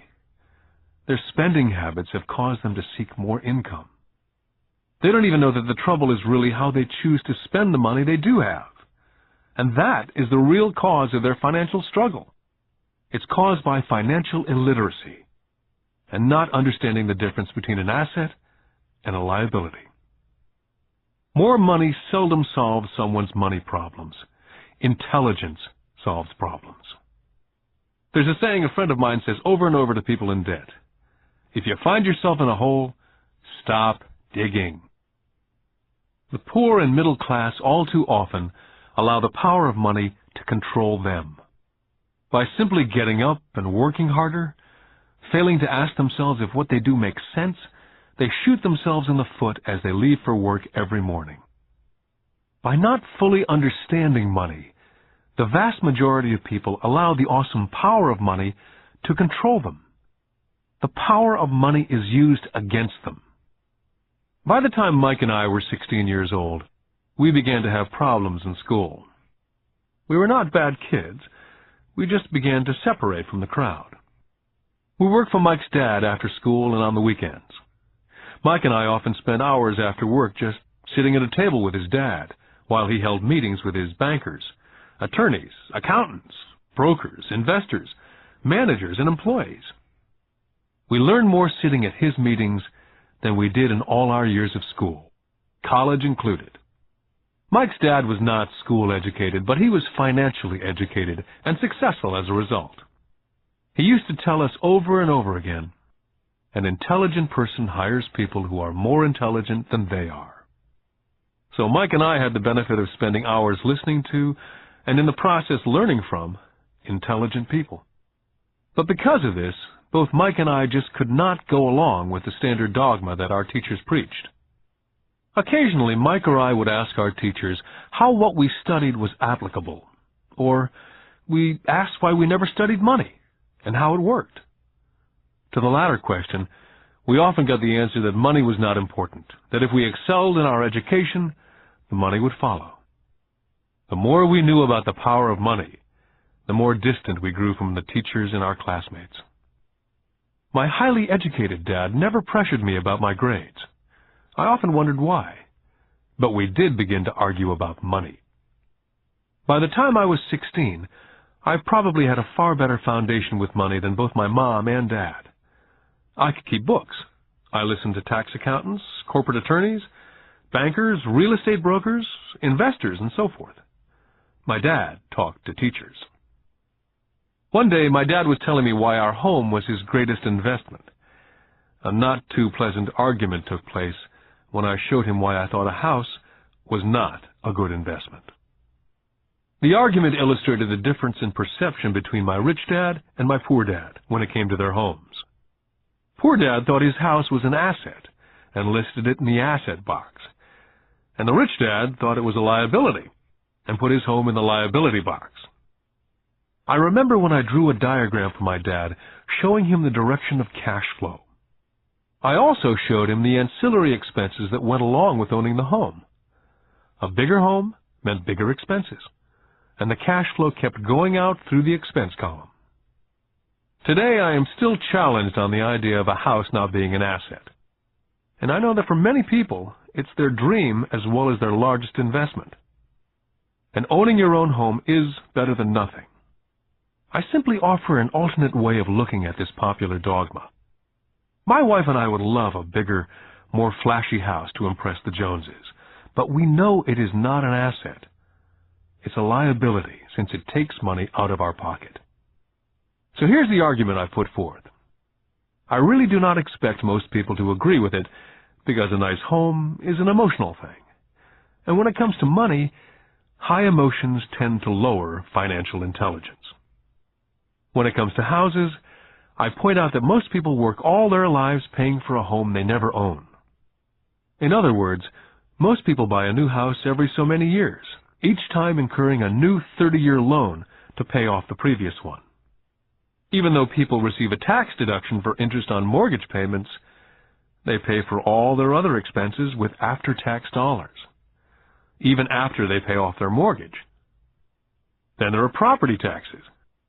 My wife's parents were shocked when the property taxes on their home went to $1,000 a month. This was after they'd retired, so the increase put a strain on their retirement budget, and they felt forced to move. Also, houses do not always go up in value. I still had friends who owe $1 million for a home that will today sell for only $700,000. Finally, the greatest losses of all are those from missed opportunities. If all your money is tied up in your house, you may be forced to work harder because your money continues blowing out of the expense column instead of adding to the asset column. The classic middle-class cash flow pattern. If a young couple would put more money into their asset column early on, their later years would get easier, especially as they prepared to send their children to college. Their assets would have grown and would be available to help cover expenses. All too often, a house only serves as a vehicle for incurring a home equity loan to pay for mounting expenses. In summary, the end result in making a decision to own a house that is too expensive in lieu of starting an investment portfolio early on impacts an individual in at least the following 3 ways. Number 1, loss of time, during which other assets could have grown in value. Number 2, loss of additional capital, which could have been invested instead of paying for high-maintenance expenses related directly to the home. Number 3, loss of education. Too often people count their house, savings, and retirement plan as all they have in their asset column. Because they have no money to invest, they simply do not invest. This costs them investment experience. Most never become what the investment world calls a sophisticated investor. And the best investments are usually first sold to sophisticated investors, who then turn around and sell them to the people playing it safe. My educated dad's personal financial statement best demonstrates the life of someone in the rat race. His expenses seem to always keep up with his income, never allowing him to invest in assets. As a result, his liabilities, such as his mortgage and credit card debts, are larger than his assets. My rich dad's personal financial statement, on the other hand, reflects the results of a life dedicated to investing and minimizing liabilities. His assets greatly exceed his liabilities. A review of my rich dad's financial statement is why the rich get richer. The asset column generates more than enough income to cover expenses, with the balance reinvested into the asset column. The asset column continues to grow, and therefore, the income it produces grows with it. The result being, the rich get richer. The middle class finds itself in a constant state of financial struggle. Their primary income is through wages, and as their wages increase, so do their taxes. Their expenses tend to increase in equal increments as their wages increase, hence the phrase, the rat race. They treat their home as their primary asset instead of investing in income-producing assets.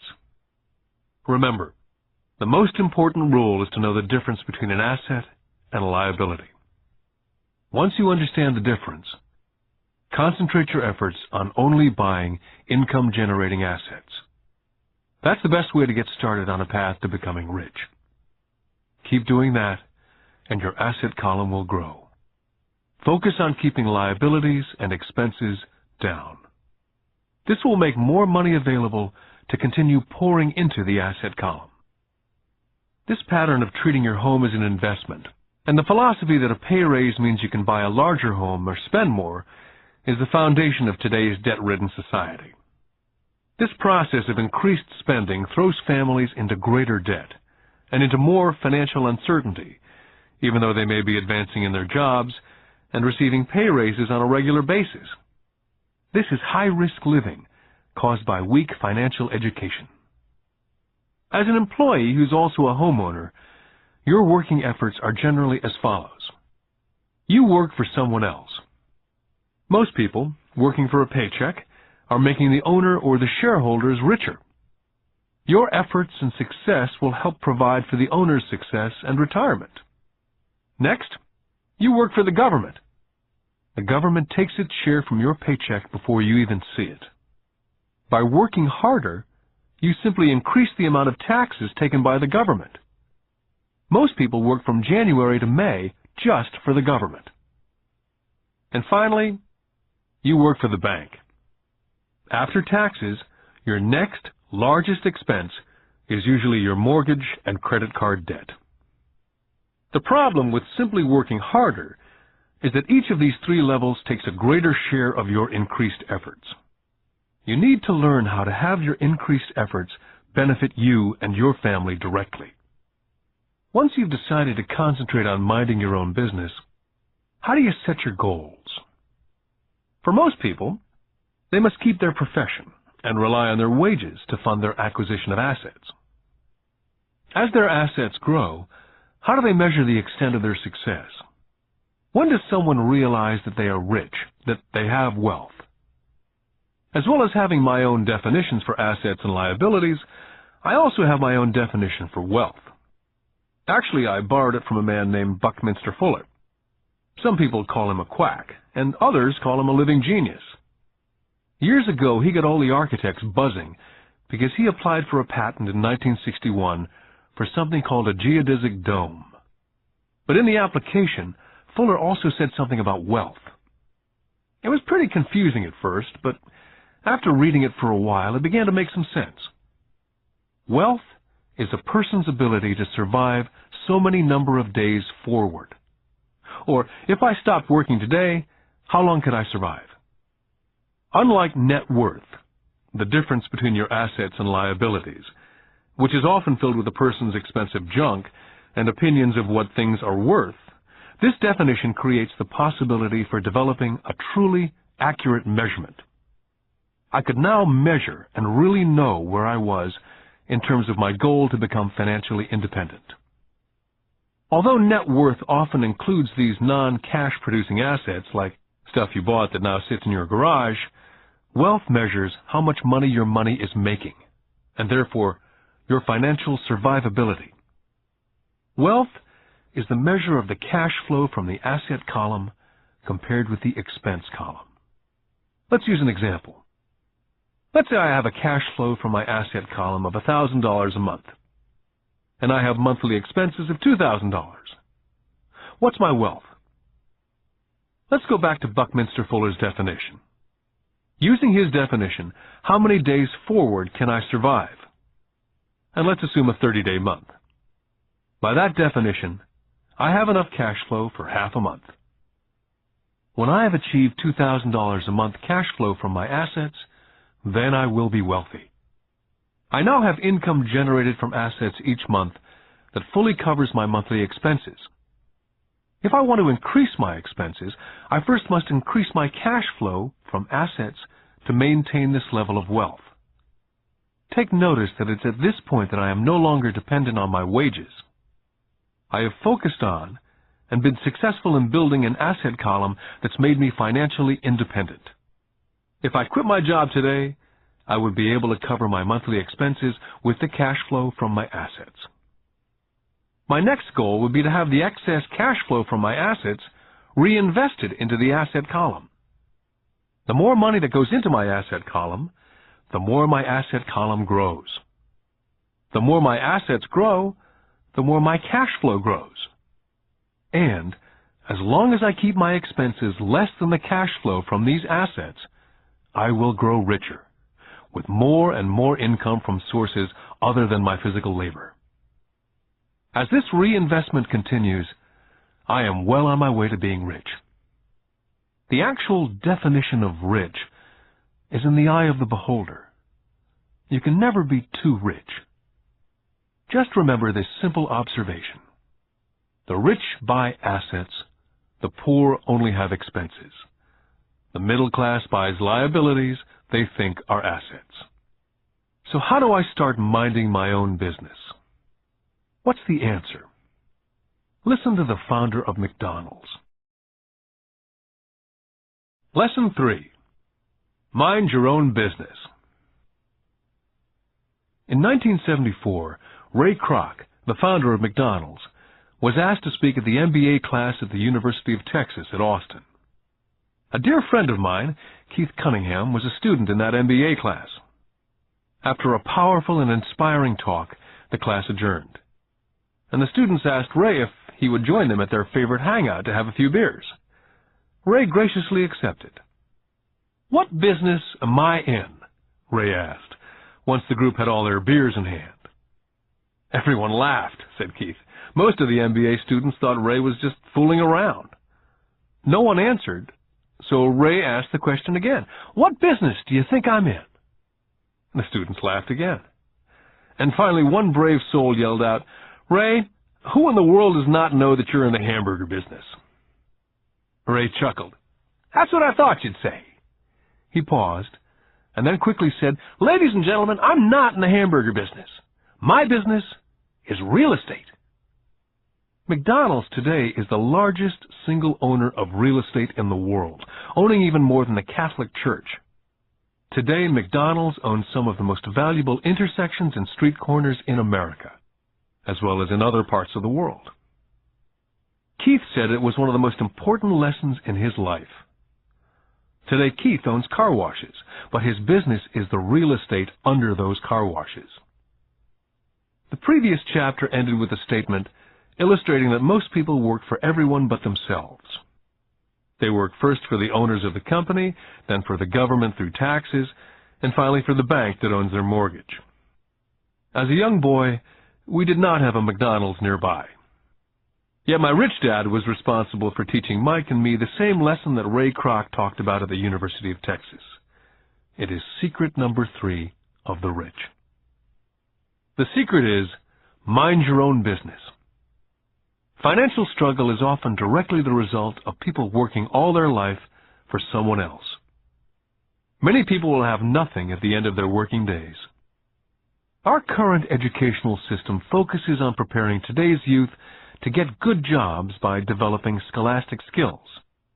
Their lives will revolve around their wages, or, as described earlier, their income column.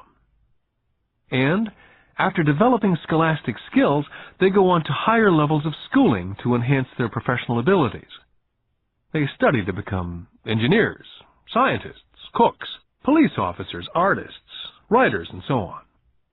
These professional skills allow them to enter the workforce and work for money. There's a big difference between your profession and your business.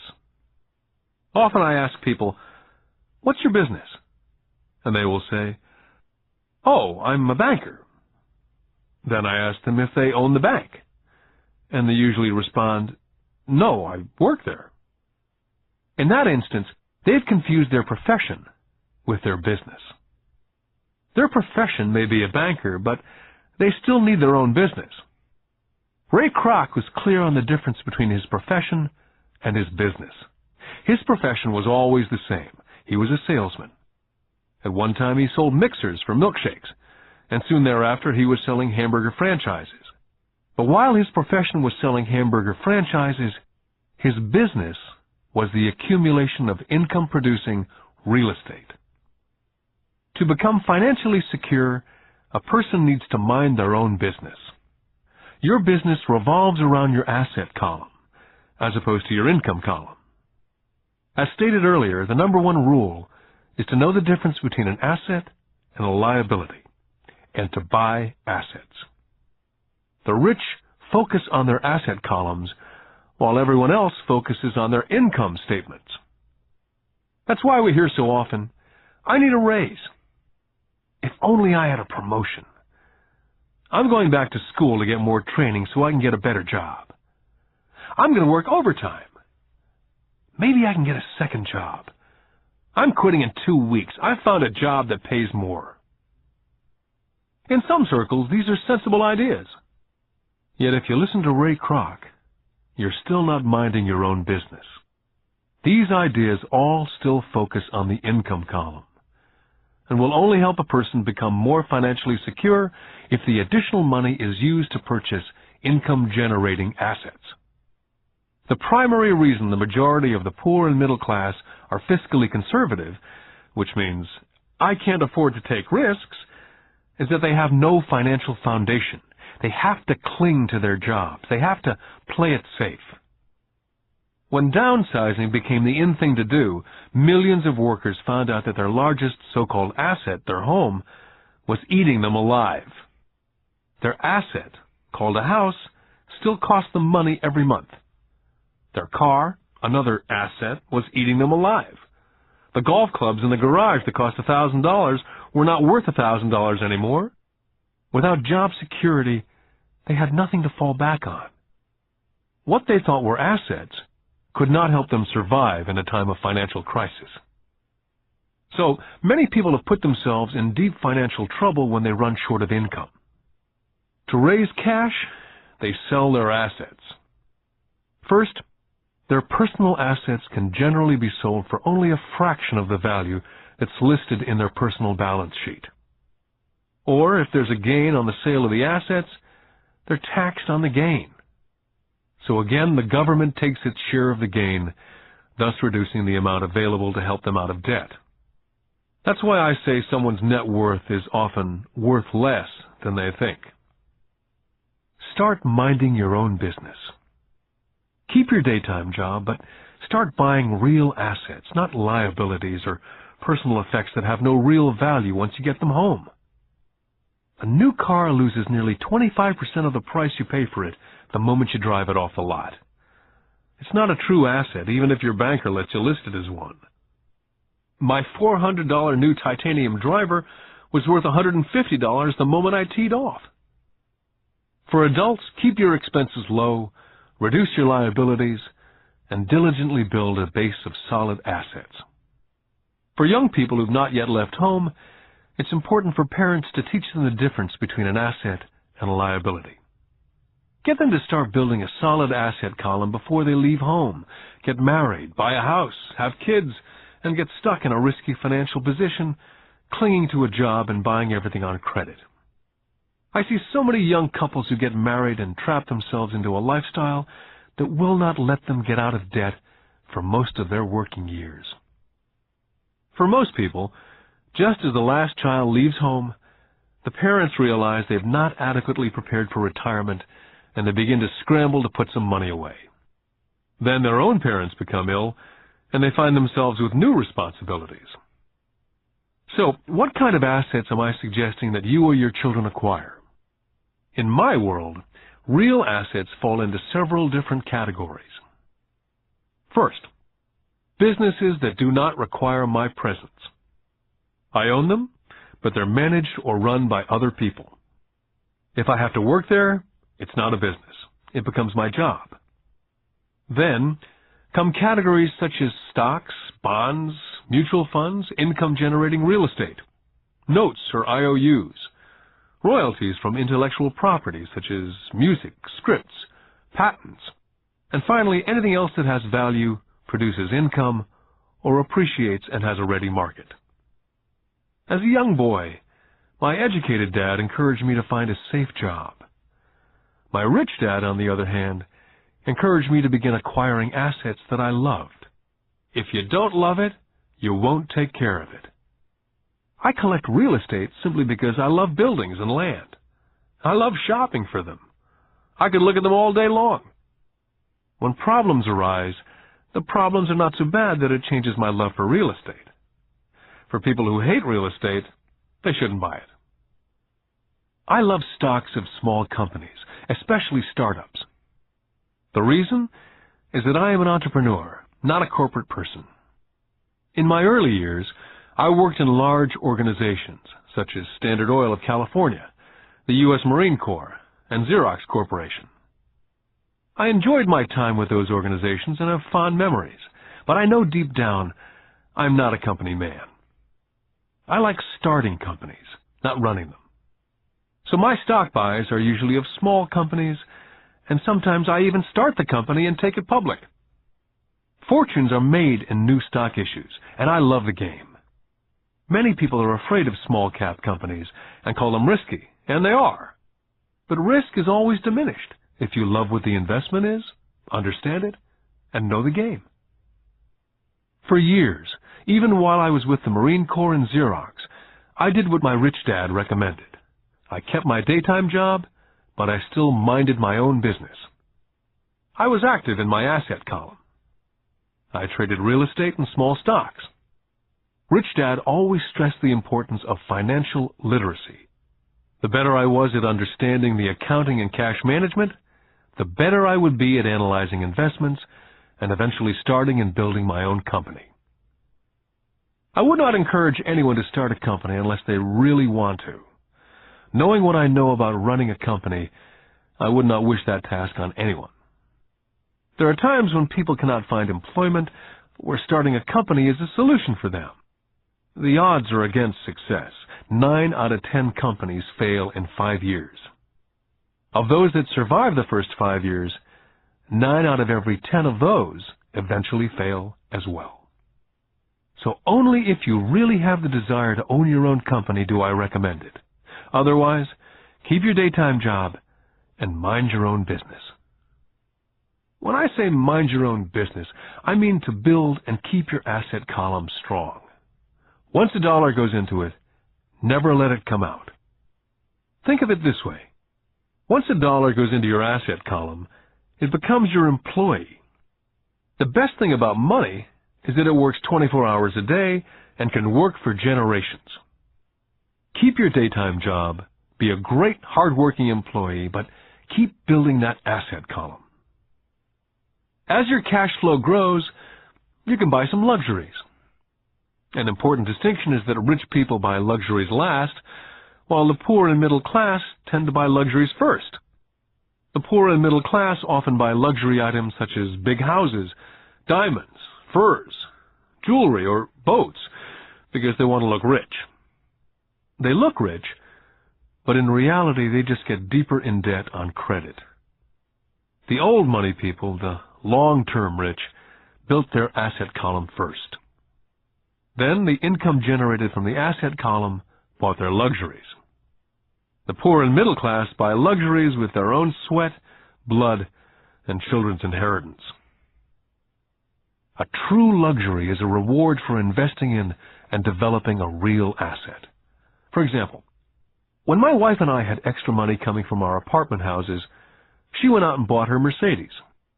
It didn't take any extra work or risk on her part because the apartment house bought the car.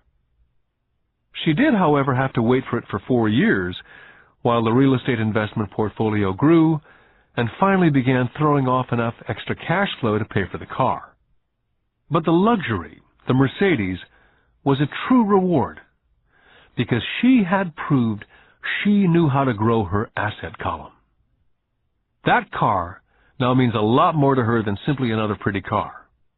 It means she used her financial intelligence to afford it.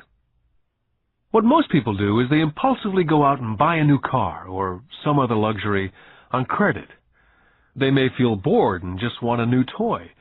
Buying a luxury on credit often causes a person to sooner or later actually resent that luxury because the debt on the luxury becomes a financial burden. After you've taken the time and invested in and built your own business, you're now ready to add the magic touch, the biggest secret of the rich. The secret that puts the rich way ahead of the pack. The reward at the end of the road for diligently taking the time to mind your own business. Lesson 4. The history of taxes and the power of corporations. I remember in school being told the story of Robin Hood and his merry men.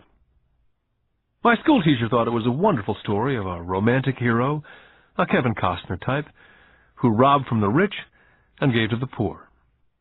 My rich dad did not see Robin Hood as a hero. He called Robin Hood a crook.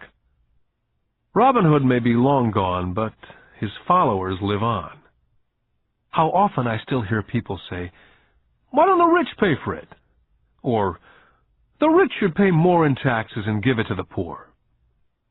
It's this idea of Robin Hood, or taking from the rich to give to the poor, that has caused the most pain for the poor and the middle class. The reason the middle class is so heavily taxed is because of the Robin Hood ideal. The real reality is that the rich are not taxed. It's the middle class who pays for the poor, especially the educated upper-income middle class. Again, to understand fully how things happen, we need to look at the historical perspective. We need to look at the history of taxes. Although my highly educated dad was an expert on the history of education, my rich dad fashioned himself as an expert on the history of taxes. Rich Dad explained to Mike and me that in England and America originally, there were no taxes. Occasionally, there were temporary taxes levied in order to pay for wars. The king or the president would put the word out and ask everyone to chip in. Taxes were levied in Britain for the fight against Napoleon from 1799 to 1816. And in America, taxes were levied to pay for the Civil War from 1861 to 1865. In 1874, England made income tax a permanent levy on its citizens. In 1913, an income tax became permanent in the United States with the adoption of the 16th Amendment to the Constitution. What these historical dates fail to reveal is that both of these taxes were initially levied against only the rich. It was this point that Rich Dad wanted Mike and me to understand. He explained that the idea of taxes was made popular and accepted by the majority by telling the poor and the middle class that taxes were created only to punish the rich. This is how the masses voted for the law, and it became constitutionally legal. Although it was intended to punish the rich, in reality it wound up punishing the very people who voted for it, the poor and the middle class. Once government got a taste of money, the appetite grew, said Rich Dad. Your dad and I are exactly opposite. He's a government bureaucrat, and I'm a capitalist. We get paid, and our success is measured on opposite behaviors. He gets paid to spend money and hire people.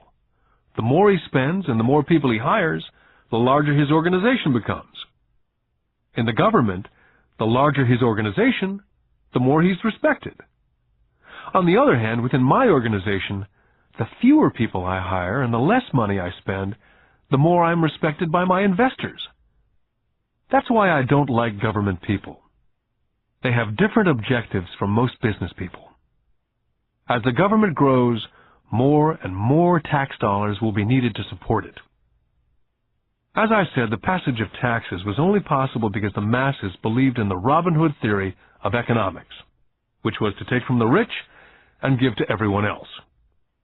The problem was that the government's appetite for money was so great that taxes soon needed to be levied on the middle class, and from there it kept trickling down. The rich, on the other hand, saw an opportunity. They did not play by the same set of rules. As I've stated, the rich already knew about corporations, which became popular in the days of sailing ships.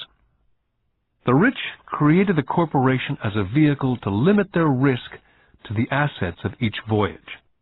The rich put their money into a corporation to finance the voyage. The corporation would then hire a crew to sail to the New World to look for treasures. If the ship was lost, the crew lost their lives, but the loss to the rich would be limited only to the money they invested for that particular voyage. It's the knowledge of the power of the legal structure of the corporation that really gives the rich a vast advantage over the poor and the middle class. Having two fathers teaching me, one a socialist and the other a capitalist, I quickly began to realize that the philosophy of the capitalist made more financial sense to me. It seemed to me that the socialists ultimately penalized themselves due to their lack of financial education. No matter what the take-from-the-rich crowd came up with, the rich always found a way to outsmart them. That is how taxes were eventually levied on the middle class. The rich outsmarted the intellectuals solely because they understood the power of money, a subject not taught in schools. How did the rich outsmart the intellectuals? Once the take-from-the-rich tax was passed, cash started flowing into government coffers. Initially, people were happy. Money was handed out to government workers and the rich. It went to government workers in the form of jobs and pensions. It went to the rich via their factories receiving government contracts. The government became a large pool of money, but the problem was the fiscal management of that money. There really is no recirculation.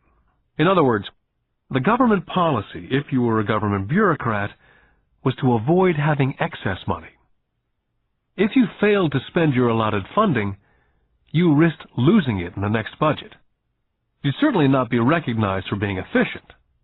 Business people, on the other hand, are rewarded for having excess money and are recognized for their efficiency.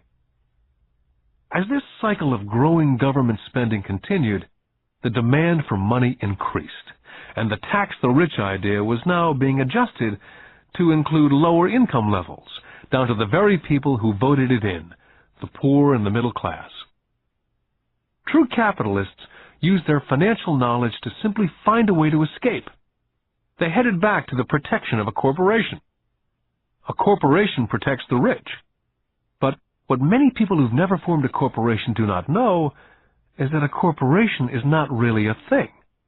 A corporation is merely a file folder with some legal documents in it, sitting in some attorney's office registered with a state government agency.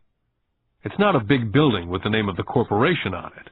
It's not a factory or a group of people. A corporation is merely a legal document that creates a legal body without a soul. The wealth of the rich was once again protected. Once again, the use of corporations became popular once the permanent income laws were passed, because the income tax rate of the corporation was less than the individual income tax rates. In addition, as I said earlier, certain expenses could be paid with pre-tax dollars within the corporation. This war between the haves and the have-nots has been going on for hundreds of years. It's the take-from-the-rich crowd versus the rich. The battle is waged whenever and wherever laws are made. The battle will go on forever. The problem is, the people who lose are the uninformed, the ones who get up every day and diligently go to work and pay taxes. If they only understood the way the rich play the game, they could play it too. Then they would be on their way to their own financial independence. This is why I cringe every time I hear a parent advise their children to go to school so they can find a safe, secure job. An employee with a safe, secure job without financial aptitude has no escape. Average Americans today work 5 to 6 months for the government before they make enough to cover their taxes. In my opinion, that is a long time. The harder you work, the more you pay the government. That's why I believe that the idea of take from the rich backfired on the very people who voted it in. Every time people try to punish the rich don't simply comply, they react. They have the money, power, and intent to change things. They do not just sit there and voluntarily pay more taxes. They search for ways to minimize their tax burden. They hire smart attorneys and accountants and persuade politicians to change laws or create legal loopholes. They have the resources to effect change. The poor and the middle class do not have the same resources. They sit there and let the government's needles enter their arm and allow the blood donation to begin. Today, I'm constantly shocked at the number of people who pay more taxes or take fewer deductions simply because they are afraid of the government. And I do know how frightening and intimidating a government tax agent can be. I have had friends who have had their businesses shut down and destroyed only to find out it was a mistake on the part of the government. I realize all that. But the price of working from January to mid-May is a high price to pay for that intimidation. My poor dad never fought back. My rich dad didn't either. He just played the game smarter, and he did it through corporations, the biggest secret of the rich. My highly educated dad always encouraged me to seek a good job with a strong corporation. He spoke of the virtues of working your way up the corporate ladder. He didn't understand that by relying solely on a paycheck from a corporate employer, I would be a docile cow ready for milking. When I told my rich dad of my father's advice, he only chuckled. "Why not own the ladder?" was all he said. As a young boy, I didn't understand what Rich Dad meant by owning my own corporation. It was an idea that seemed impossible and intimidating. Although I was excited by the idea, my youth would not let me envision the possibility that grown-ups would someday work for a company I would own. The point is, if not for my rich dad, I would have probably followed my educated dad's advice. It was merely the occasional reminder of my rich dad that kept the idea of owning my own corporation alive and kept me on a different path. By the time I was 15 or 16, I knew I was not going to continue down the path my educated dad was recommending. I did not know how I was going to do it, but I was determined not to head in the direction most of my classmates were heading. That decision changed my life. It was not until I was in my mid-20s that my rich dad's advice began to make more sense. I was just out of the Marine Corps and working for Xerox. I was making a lot of money, but every time I looked at my paycheck, I was always disappointed. The deductions were so large, and the more I worked, the greater the deductions.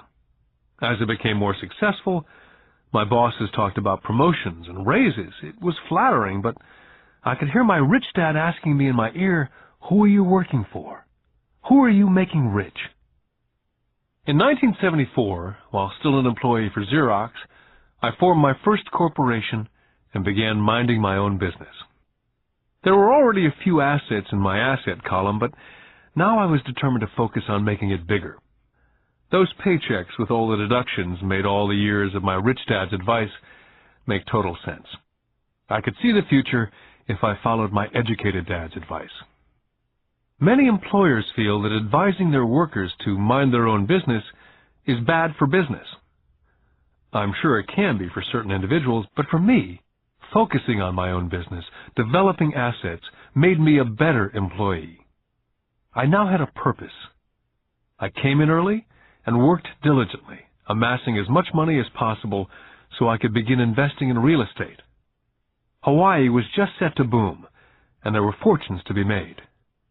The more I realized we were in the beginning stages of a boom, the more Xerox machines I sold. The more I sold, the more money I made, and of course, the more deductions there were from my paycheck. It was inspiring.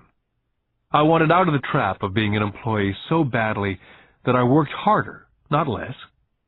By 1978, I was consistently one of the top 5 salespeople in sales, often number 1. I badly wanted out of the rat race. In less than 3 years, I was making more in my own little corporation, which was a real estate holding company, than I was making at Xerox. And the money I was making in my asset column in my own corporation was money working for me, not me pounding on doors selling copiers. My rich dad's advice made much more sense. Soon the cash flow from my properties was so strong that my company bought me my first Porsche. My fellow Xerox salespeople thought I was spending my commissions. I wasn't. I was investing my commissions in assets. My money was working hard to make more money. Each dollar in my asset column was a great employee, working hard to make more employees and buy the boss a new Porsche with before-tax dollars. I began to work harder for Xerox. The plan was working, and my Porsche was the proof. By using the lessons I learned from my rich dad, I was able to get out of the proverbial rat race of being an employee at an early age. It was made possible because of the strong financial knowledge I'd acquired through these lessons. Without this financial knowledge, which I call my financial IQ, my road to financial independence would have been much more difficult. I now teach others through financial seminars in the hope that I may share my knowledge with them. Whenever I do my talks, I remind people that financial IQ is made up of knowledge from 4 broad areas of expertise. The first area is accounting, what I call financial literacy, a vital skill if you want to build an empire. The more money you're responsible for, the more accuracy is required, or the house comes tumbling down. This is the left brain side, or the details. Financial literacy is the ability to read and understand financial statements. This ability allows you to identify the strengths and weaknesses of any business.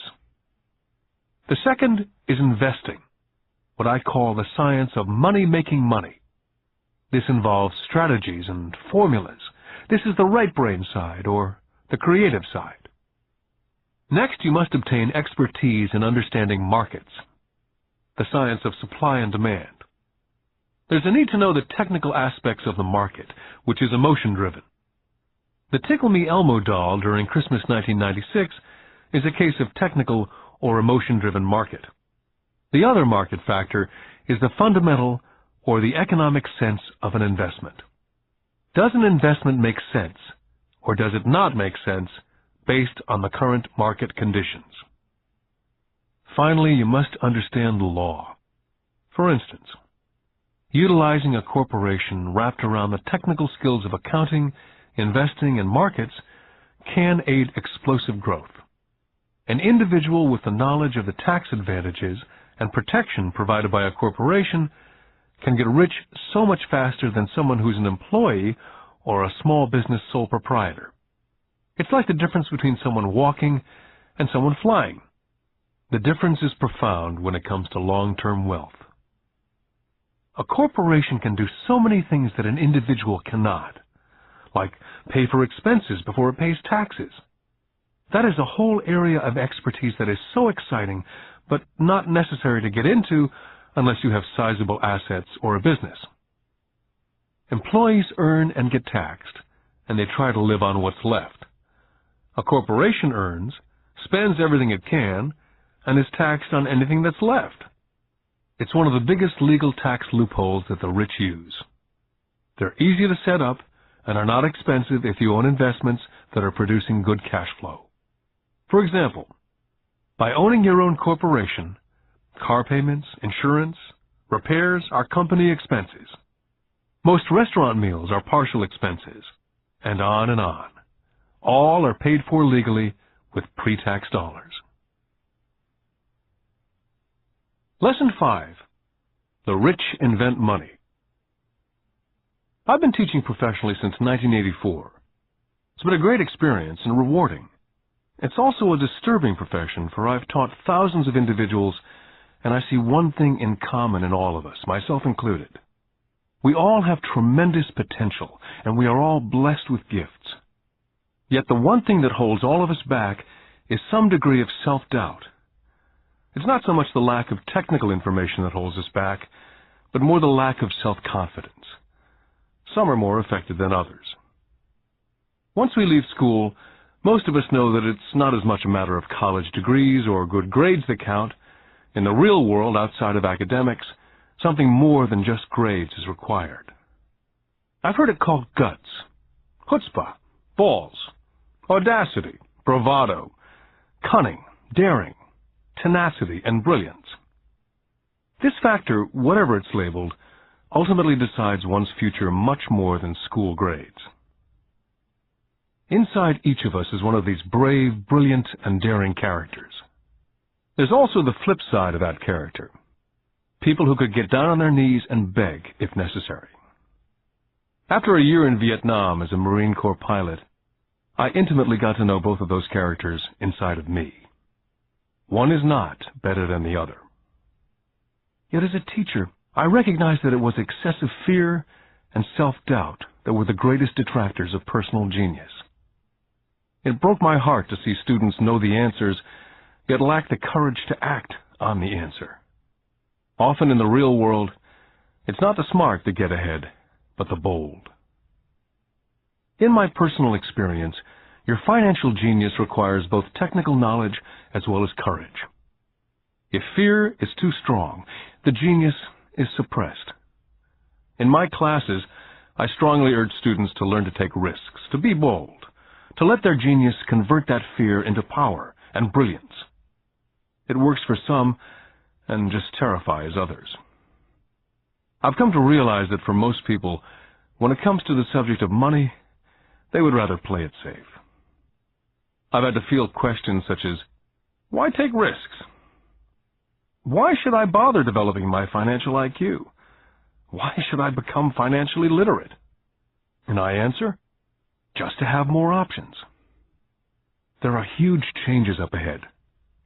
There will be 100 people like Bill Gates and hugely successful companies like Microsoft created every year, all over the world. And there also will be many more bankruptcies, layoffs, and downsizing. So why bother developing your financial IQ? Because if you do, you will prosper greatly. And if you don't, this period of time will be a frightening one. Land was wealth 300 years ago. So the person who owned the land owned the wealth. Then it was factories and production. And America rose to dominance. The industrialist owned the wealth. Today, it's information. And the person who has the most timely information owns the wealth. The problem is, information flies all around the world at the speed of light. The new wealth cannot be contained by boundaries and borders as lands and factories were. The changes will be faster and more dramatic. There will be a dramatic increase in the number of new multimillionaires. There also will be those who are left behind. Today I find so many people struggling, often working harder, simply because they cling to old ideas. They want things to be the way they were. They resist change. I know people who are losing their jobs or their houses, and they blame technology or the economy or their boss. Sadly, they fail to realize that they might be the problem. Old ideas are their biggest liability. It's a liability simply because they fail to realize that while that idea or way of doing something was an asset yesterday, yesterday is gone. One afternoon I was teaching investing using a game I'd invented, cash flow, as a teaching tool. A friend had brought someone along to attend the class. This friend of a friend was recently divorced, had been badly burned in the divorce settlement, and was now searching for some answers. Her friend thought the class might help. The game was designed to help people learn how money works. In playing the game, they learn about the interaction of the income statement with the balance sheet. They learn how cash flows between the two, and how the road to wealth is through striving to increase your monthly cash flow from the asset column to the point that it exceeds your monthly expenses. Once you accomplish this, you're able to get out of the rat race and onto the fast track. As I've said, some people hate the game, some love it, and others miss the point. This woman missed a valuable opportunity to learn something. In the opening round, she drew a doodad card with the boat on it. At first she was happy. Oh, I've got the boat! Then, as her friend tried to explain how the numbers worked on her income statement and balance sheet, she got frustrated because she had never liked math. The rest of her table waited while her friend continued explaining the relationship between the income statement, balance sheet, and monthly cash flow. Suddenly, when she realized how the numbers worked, it dawned on her that her boat was eating her alive. Later on in the game, she was also downsized and had a child. It was a horrible game for her. After the class, her friend came by and told me that she was upset. She'd come to the class to learn about investing and did not like the idea that it took so long to play a silly game. Her friend attempted to tell her to look within herself to see if them reflected on herself in any way. With that suggestion, the woman demanded her money back. She said that the very idea that a game could be a reflection of her was ridiculous. Her money was promptly refunded, and she left. Since 1984, I have made millions simply by doing what the school system does not. In school, most teachers lecture. I hated lectures as a student. I was soon bored, and my mind would drift. In 1984, I began teaching via games and simulations. I always encouraged adult students to look at games as reflecting back to what they know and what they needed to learn. Most importantly, a game reflects back on one's behavior. It's an instant feedback system. Instead of the teacher lecturing you, the game is feeding back a personalized lecture, custom-made just for you. The friend of the woman who left later called to give me an update. She said her friend was fine and had calmed down. In her cooling-off period, she could see some relationships between the game and her life. Just like a board game, the world is always providing us with instant feedback. We could learn a lot if we tuned in more. One day, not long ago, I complained to my wife that the cleaners must have shrunk my pants. My wife gently smiled and poked me in the stomach to inform me that the pants had not shrunk. Something else had expanded. Me. The game Cash Flow was designed to give every player personal feedback. The purpose is to give you options. If you draw the boat card and it puts you into debt, the question is, now what can you do? How many different financial options can you come up with? That's the purpose of the game. To teach players to think and create new and various financial options. I've watched this game played by more than 1,000 people. The people who get out of the rat race in the game the quickest are the people who understand numbers and have creative financial minds. They recognize different financial options. People who take the longest are people who aren't familiar with numbers and often do not understand the power of investing. Rich people are often creative and take calculated risks. There have been people playing Cash Flow who gain lots of money in the game, but they don't know what to do with it. Most of them have not been financially successful in real life either. Everyone else seems to be getting ahead of them, even though they have money. And that's true in real life. There are a lot of people who have a lot of money and do not get ahead financially. Limiting your options is the same as hanging on to old ideas. I have a friend from high school who now works at 3 jobs. 20 years ago, he was the richest of all my classmates. When the local sugar plantation closed, the company he worked for went down with the plantation. In his mind, he had the one option, and that was the old option: work hard. The problem was, he couldn't find an equivalent job that recognized his seniority in the old company. As a result, he's overqualified for the jobs he currently has, so his salary is lower. He now works 3 jobs to earn enough to survive. I've watched people playing Cash Flow complaining that the right opportunity cards are not coming their way, so they sit there. I know people who do that in real life. They wait for the right opportunity. I've watched people get the right opportunity card and then not have enough money. Then they complain they would have gotten out of the rat race if they'd had more money. So they sit there. I know people in real life who do that also. They see all the great deals, but they have no money. And I have people pull a great opportunity card, read it out loud, and have no idea that it's a great opportunity. They have the money, the time is right, they have the card, but they can't see the opportunity staring at them. They fail to see how it fits into their financial plan for escaping the rat race. And I know more people like that than all the others combined. Most people have an opportunity of a lifetime flash right in front of them, and they fail to see it. A year later, they find out about it after everyone else got rich. Financial intelligence is simply having more options. If the opportunities aren't coming your way, what else can you do to improve your financial position? If an opportunity lands in your lap and you have no money and the bank won't talk to you, what else can you do to get the opportunity to work in your favor? If your hunch is wrong and what you've been counting on doesn't happen, how can you turn a lemon into millions? That is financial intelligence.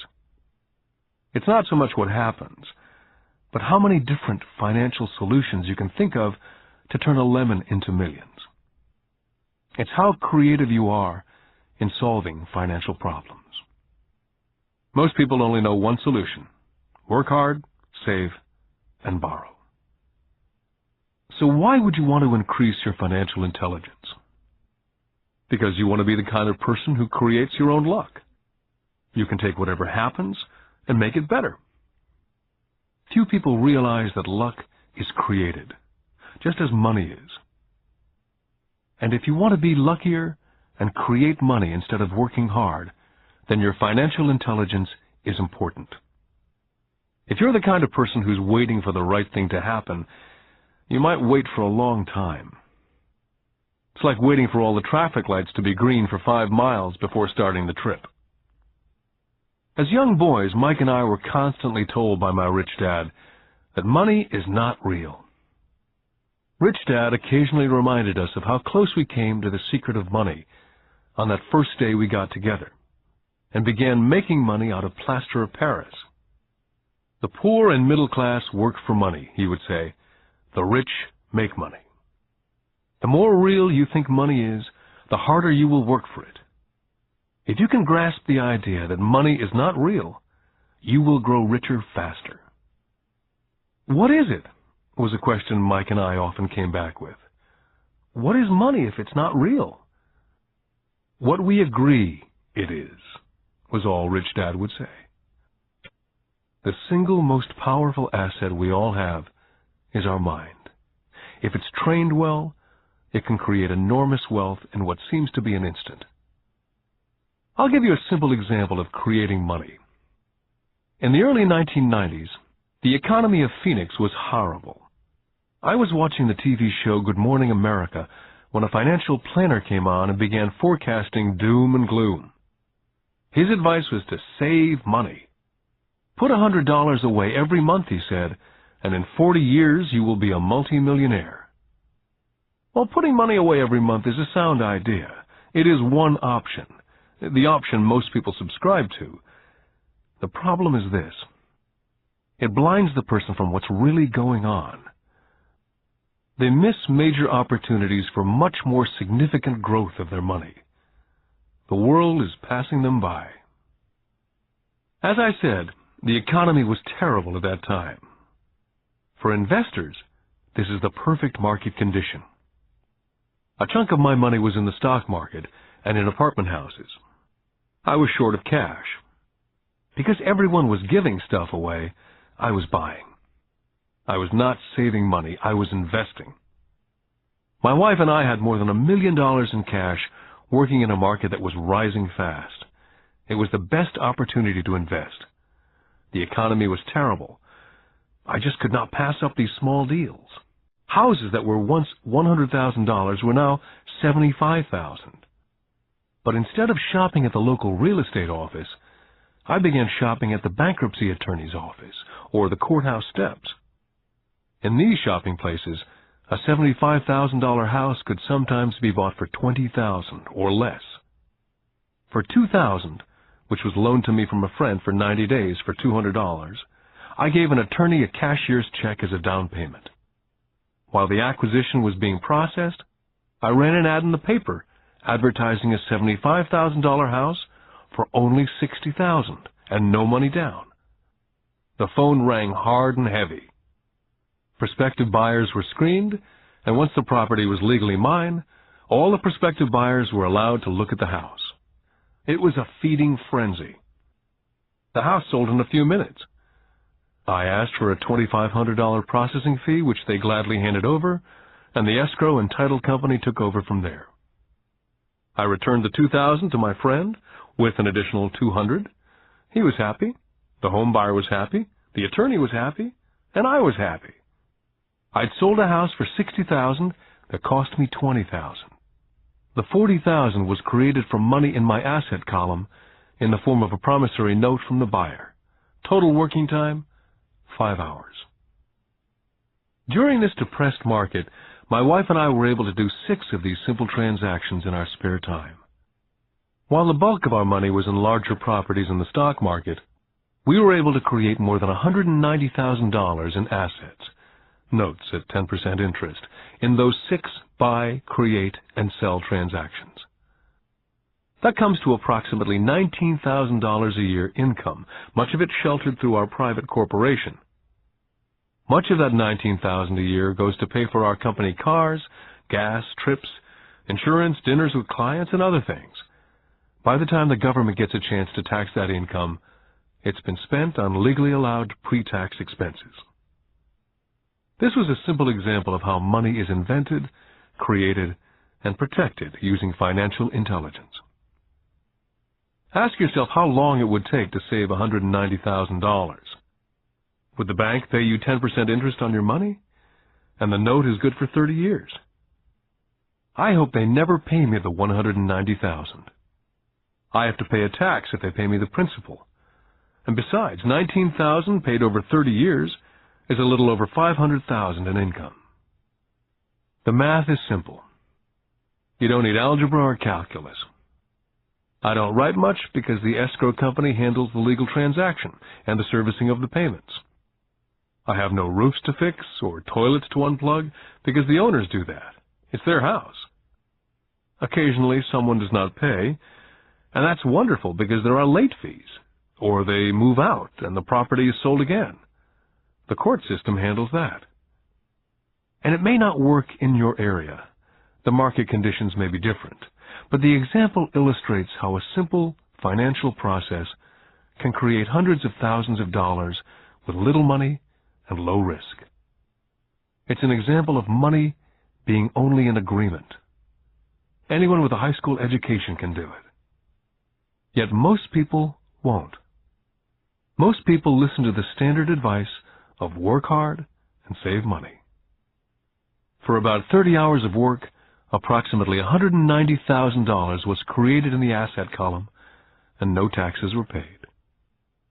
Now you may understand why I silently shake my head when I hear parents say, "My child is doing well in school and receiving a good education." It may be good, but is it adequate?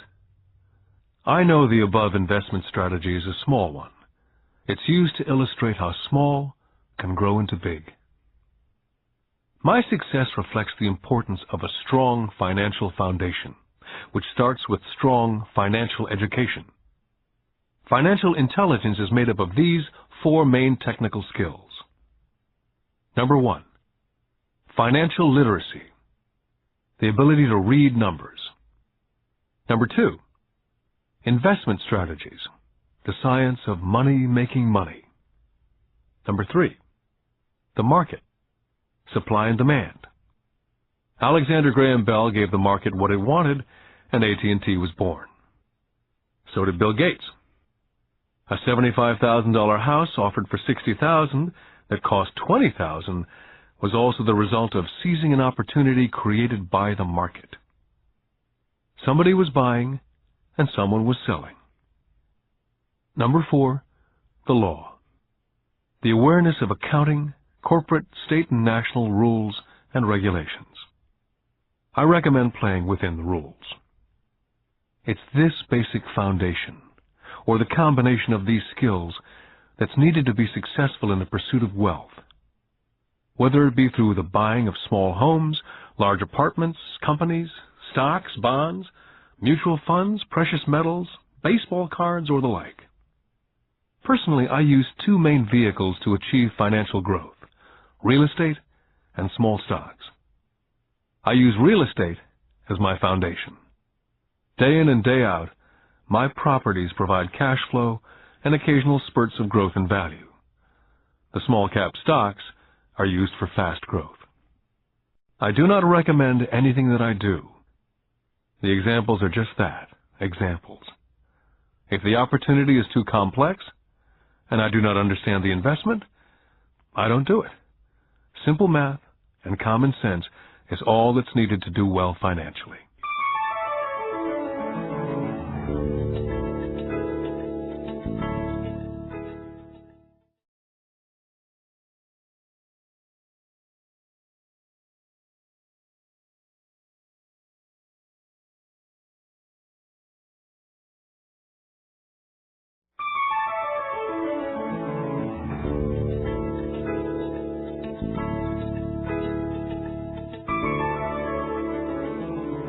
Lesson 6.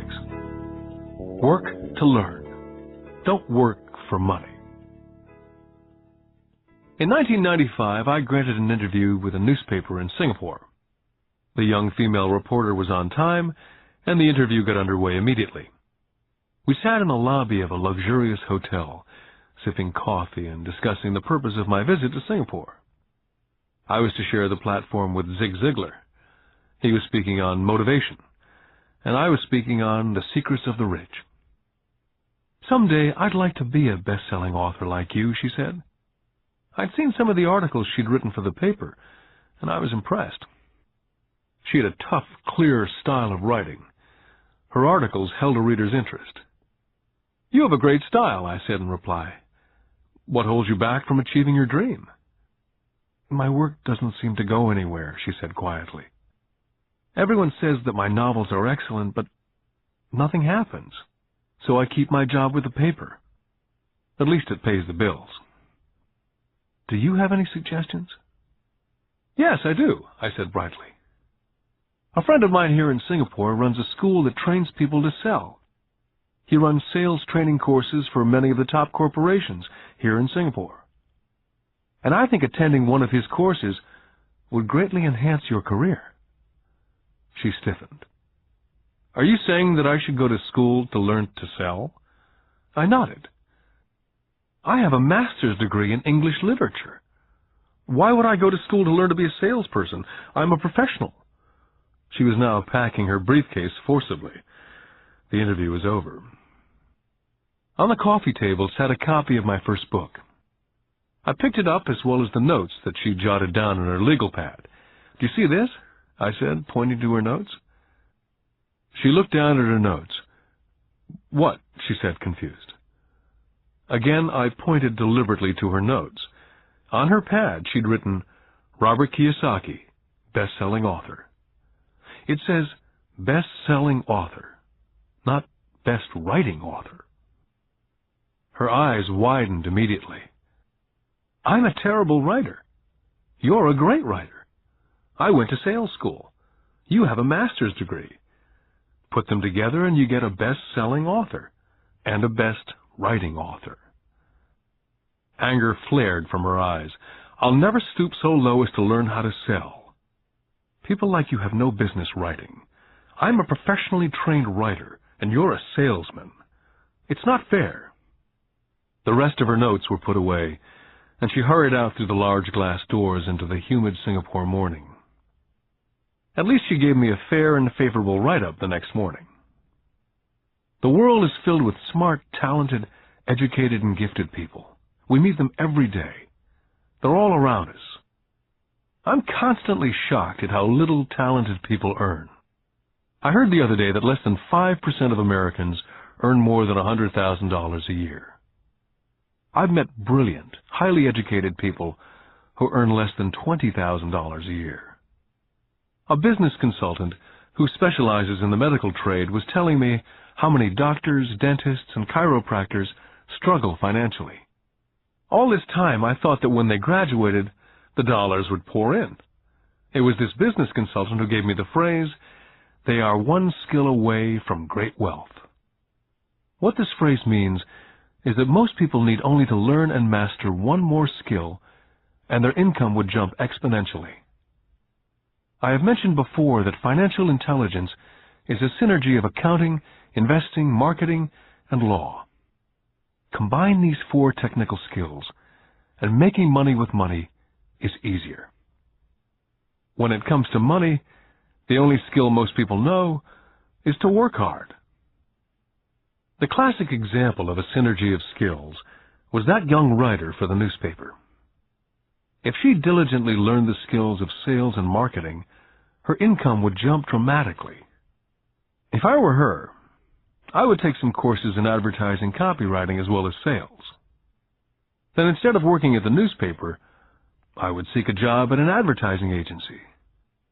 Even if it were a cut in pay, she'd learn how to communicate in shortcuts that are used in successful advertising. She also would spend time learning public relations, an important skill.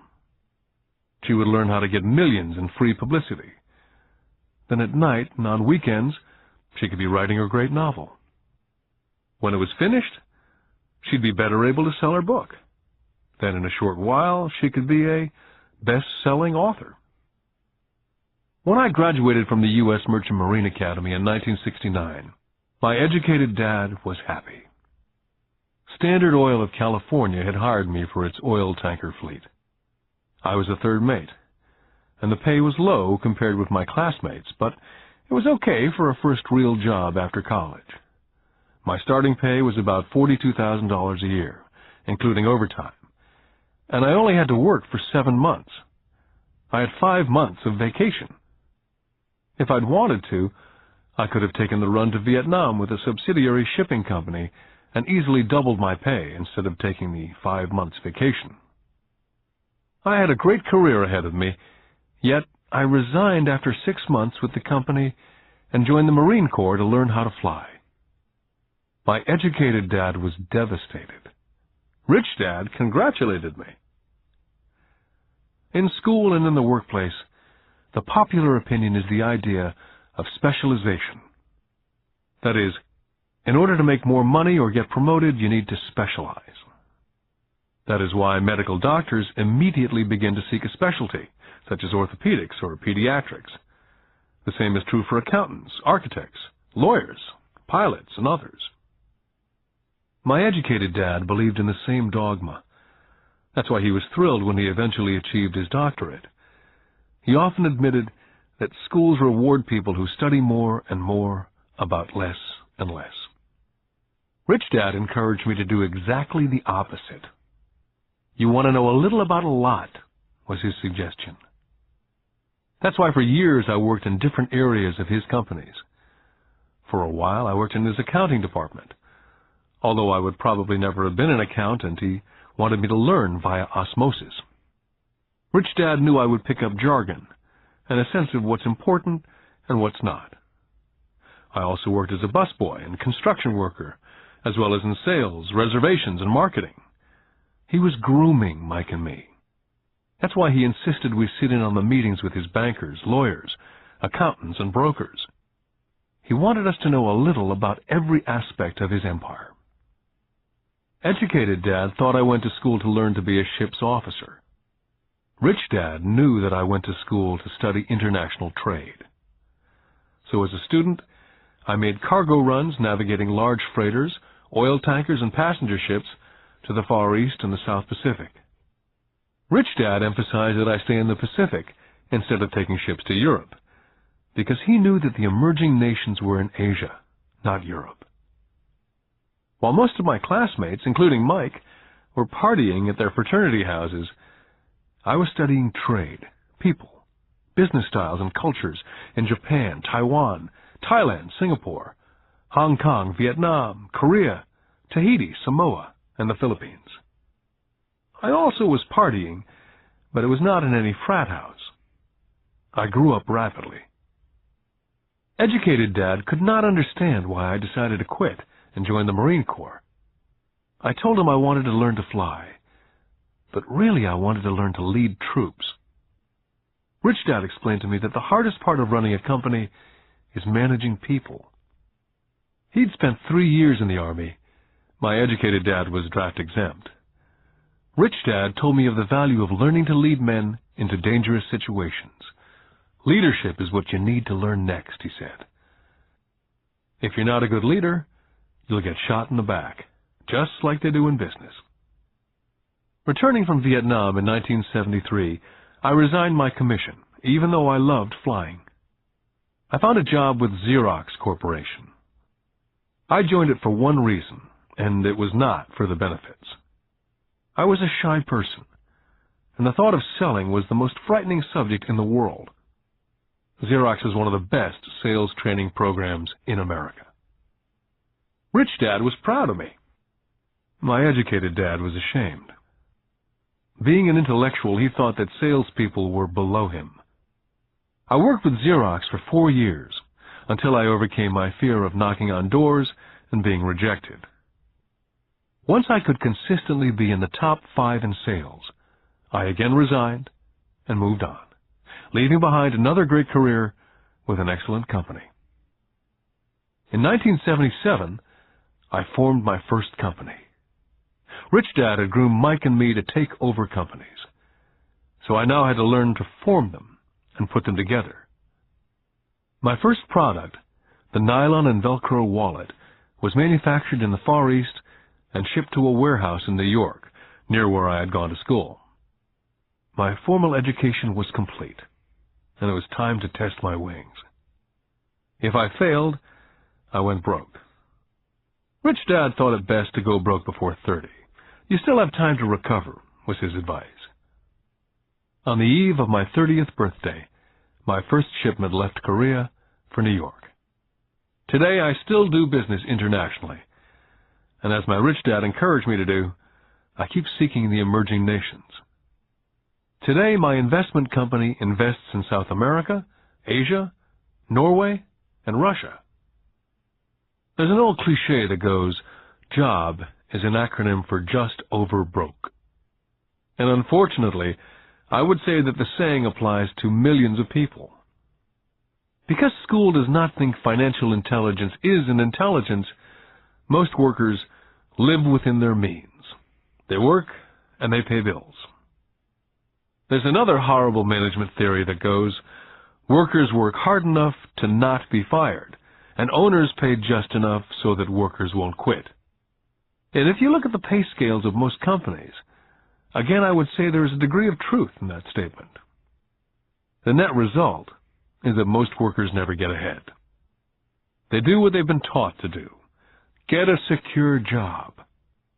Most workers focus on working for pay and benefits that reward them in the short term, but is often disastrous in the long run. Instead, I recommend to young people to seek work for what they will learn more than what they will earn. Look down the road at what skills they want to acquire before choosing a specific profession, and before getting trapped in a rat race. When I speak to adults who want to earn more money, I always recommend the same thing. I suggest taking a long view of their life. Instead of simply working for the money and security, which I admit are important, I suggest they take a second job that will teach them a second skill. Often I recommend joining a network marketing company, also called multi-level marketing, if they want to learn sales skills. Some of these companies have excellent training programs that help people get over their fear of failure and rejection, which are the main reasons people are unsuccessful. Education is more valuable than money in the long run. When I ask the classes I teach, how many of you can cook a better hamburger than McDonald's? Almost all of the students raise their hands. I then ask, so if most of you can cook a better hamburger, how come McDonald's makes more money than you? The answer is obvious. McDonald's is excellent at business systems. The reason so many talented people are poor is because they focus on building a better hamburger and know little to nothing about business systems. A friend of mine in Hawaii is a great artist. He makes a sizable amount of money. One day his mother's attorney called to tell him that she had left him $35,000. That is what was left of her estate after the attorney and the government took their shares. Immediately he saw an opportunity to increase his business by using some of this money to advertise. 2 months later, his first 4-color full-page ad appeared in an expensive magazine that targeted the very rich. The ad ran for 3 months. He received no replies from the ad, and all of his inheritance is now gone. He now wants to sue the magazine for misrepresentation. This is a common case of someone who can build a beautiful hamburger but knows little about business.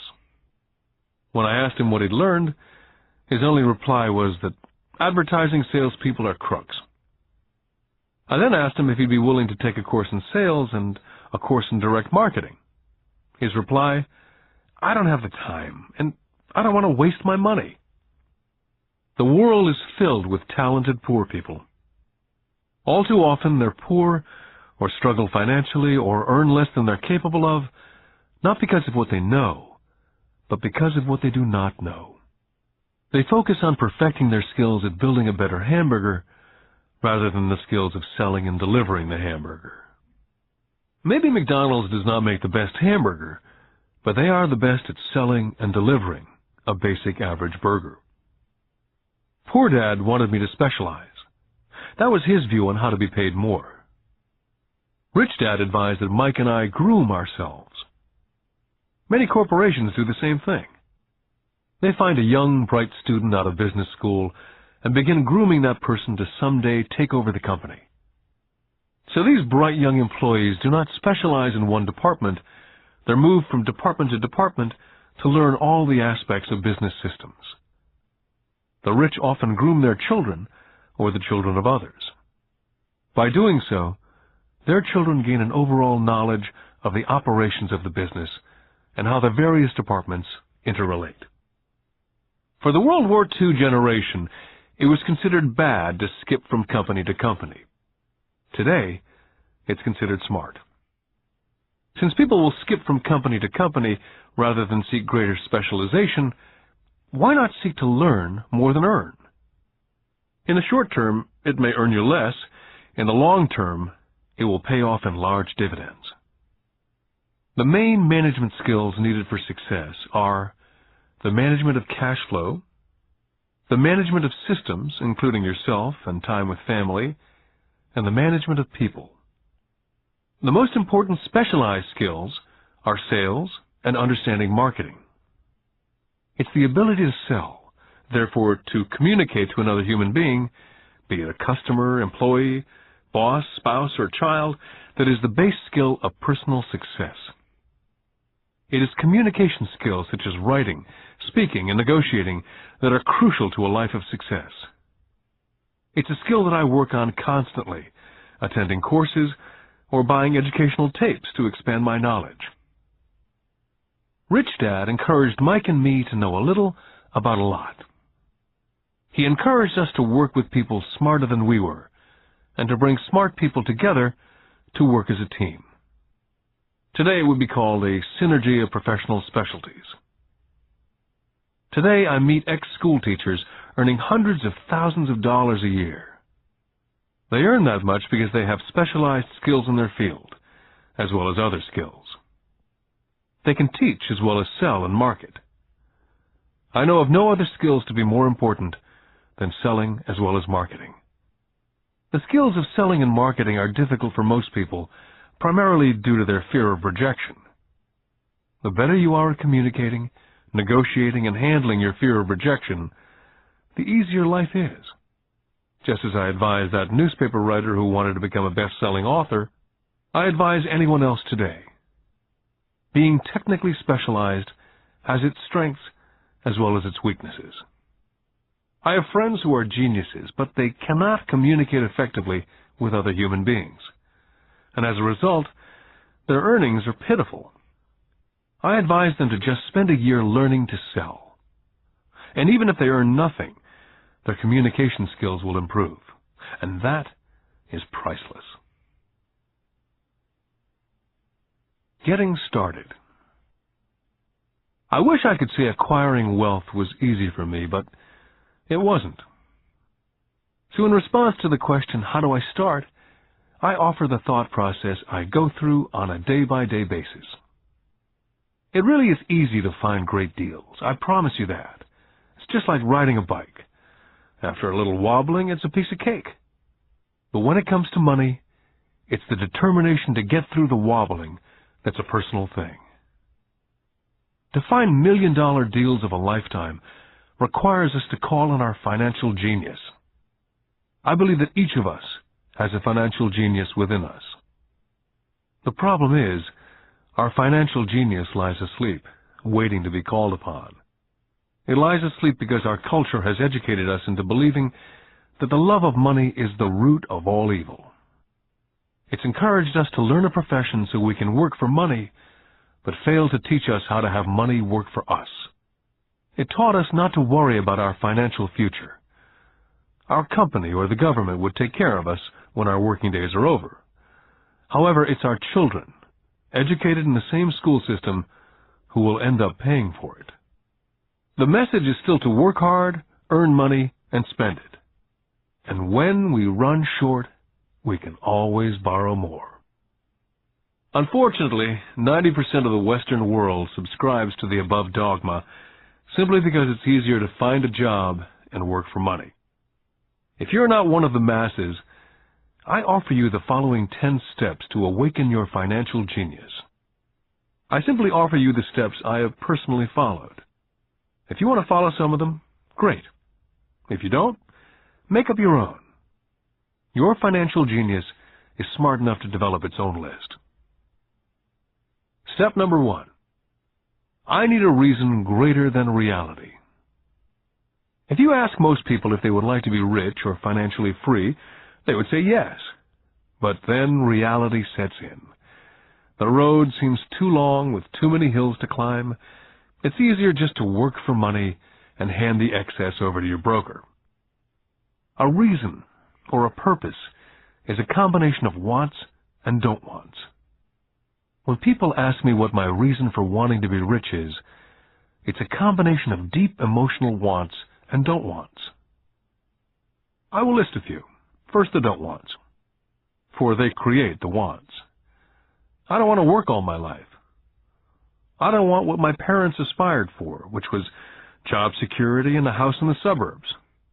I don't like being an employee. Now the wants. I want to be free to travel the world and live in a lifestyle I love.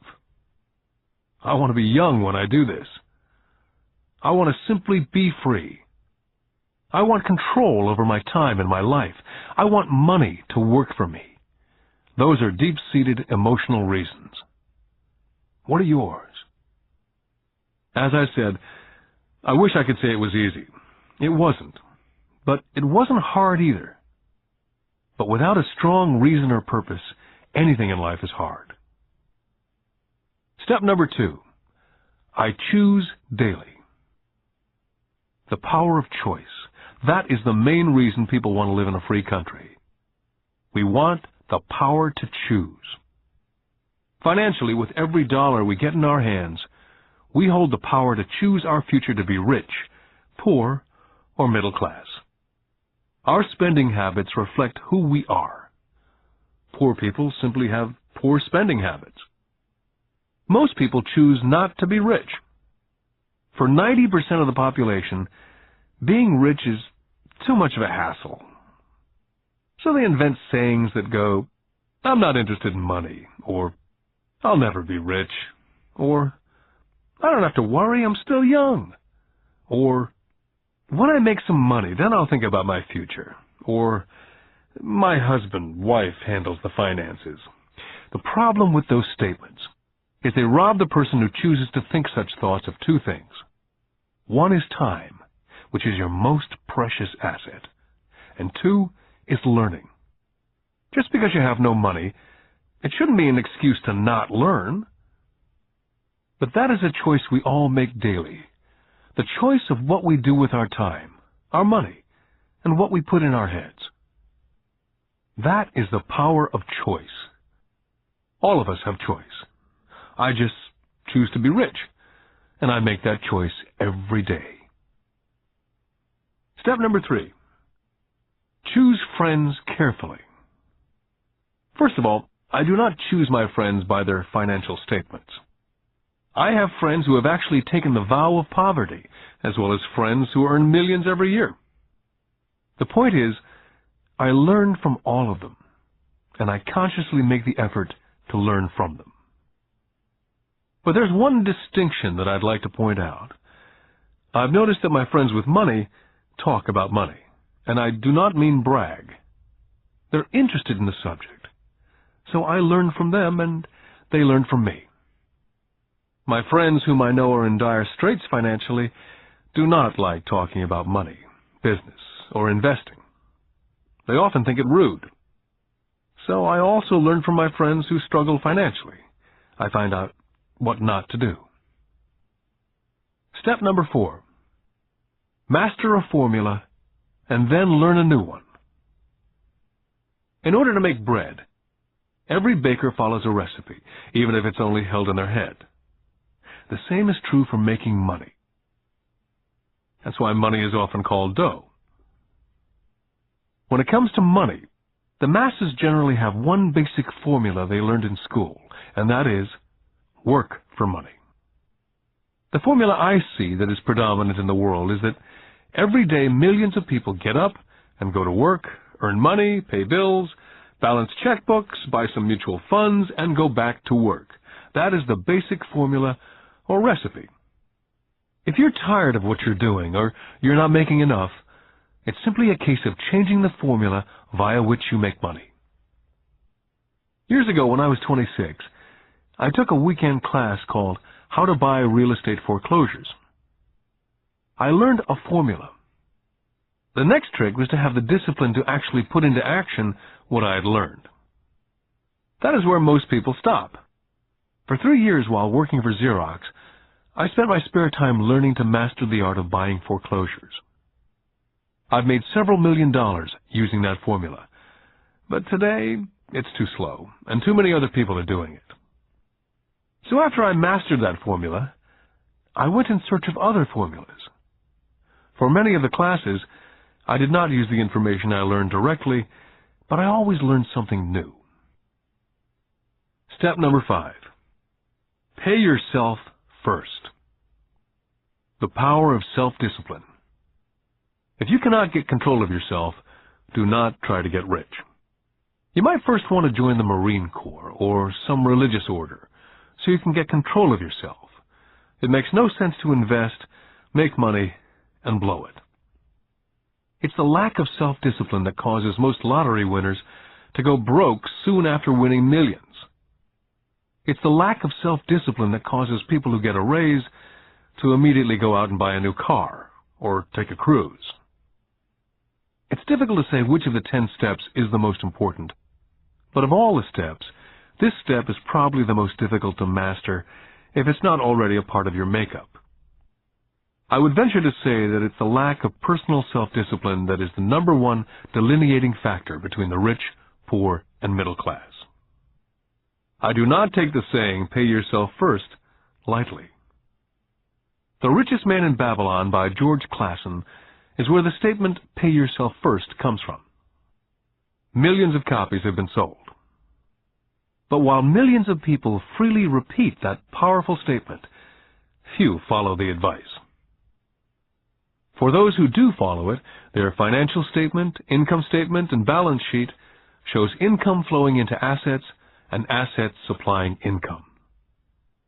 Each month, these people allocate money to their asset column before they pay their monthly expenses. Although millions of people have read Clason's book and understand the words pay yourself first, in reality they pay themselves last. Now I can hear the howls from those of you who sincerely believe in paying your bills first. And I can hear all the responsible people who pay their bills on time. I'm not saying be irresponsible and not pay your bills. All I'm saying is do what the program says, which is pay yourself first. The reason I don't have high credit card debt and doodad debt is because I want to pay myself first. Although I pay my bills last, I am financially astute enough to not get into a tough financial situation. To ensure paying yourself first, don't get into large debt positions that you have to pay for.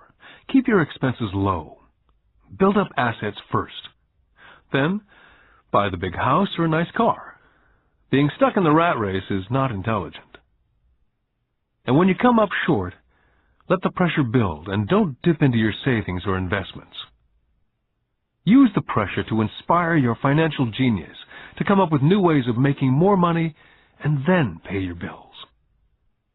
You will have increased your ability to make more money as well as your financial intelligence. Step number 6. Pay your brokers well. I often see people posting a sign in front of their house that says, for sale by owner. Or I see on TV today many people claiming to be discount brokers.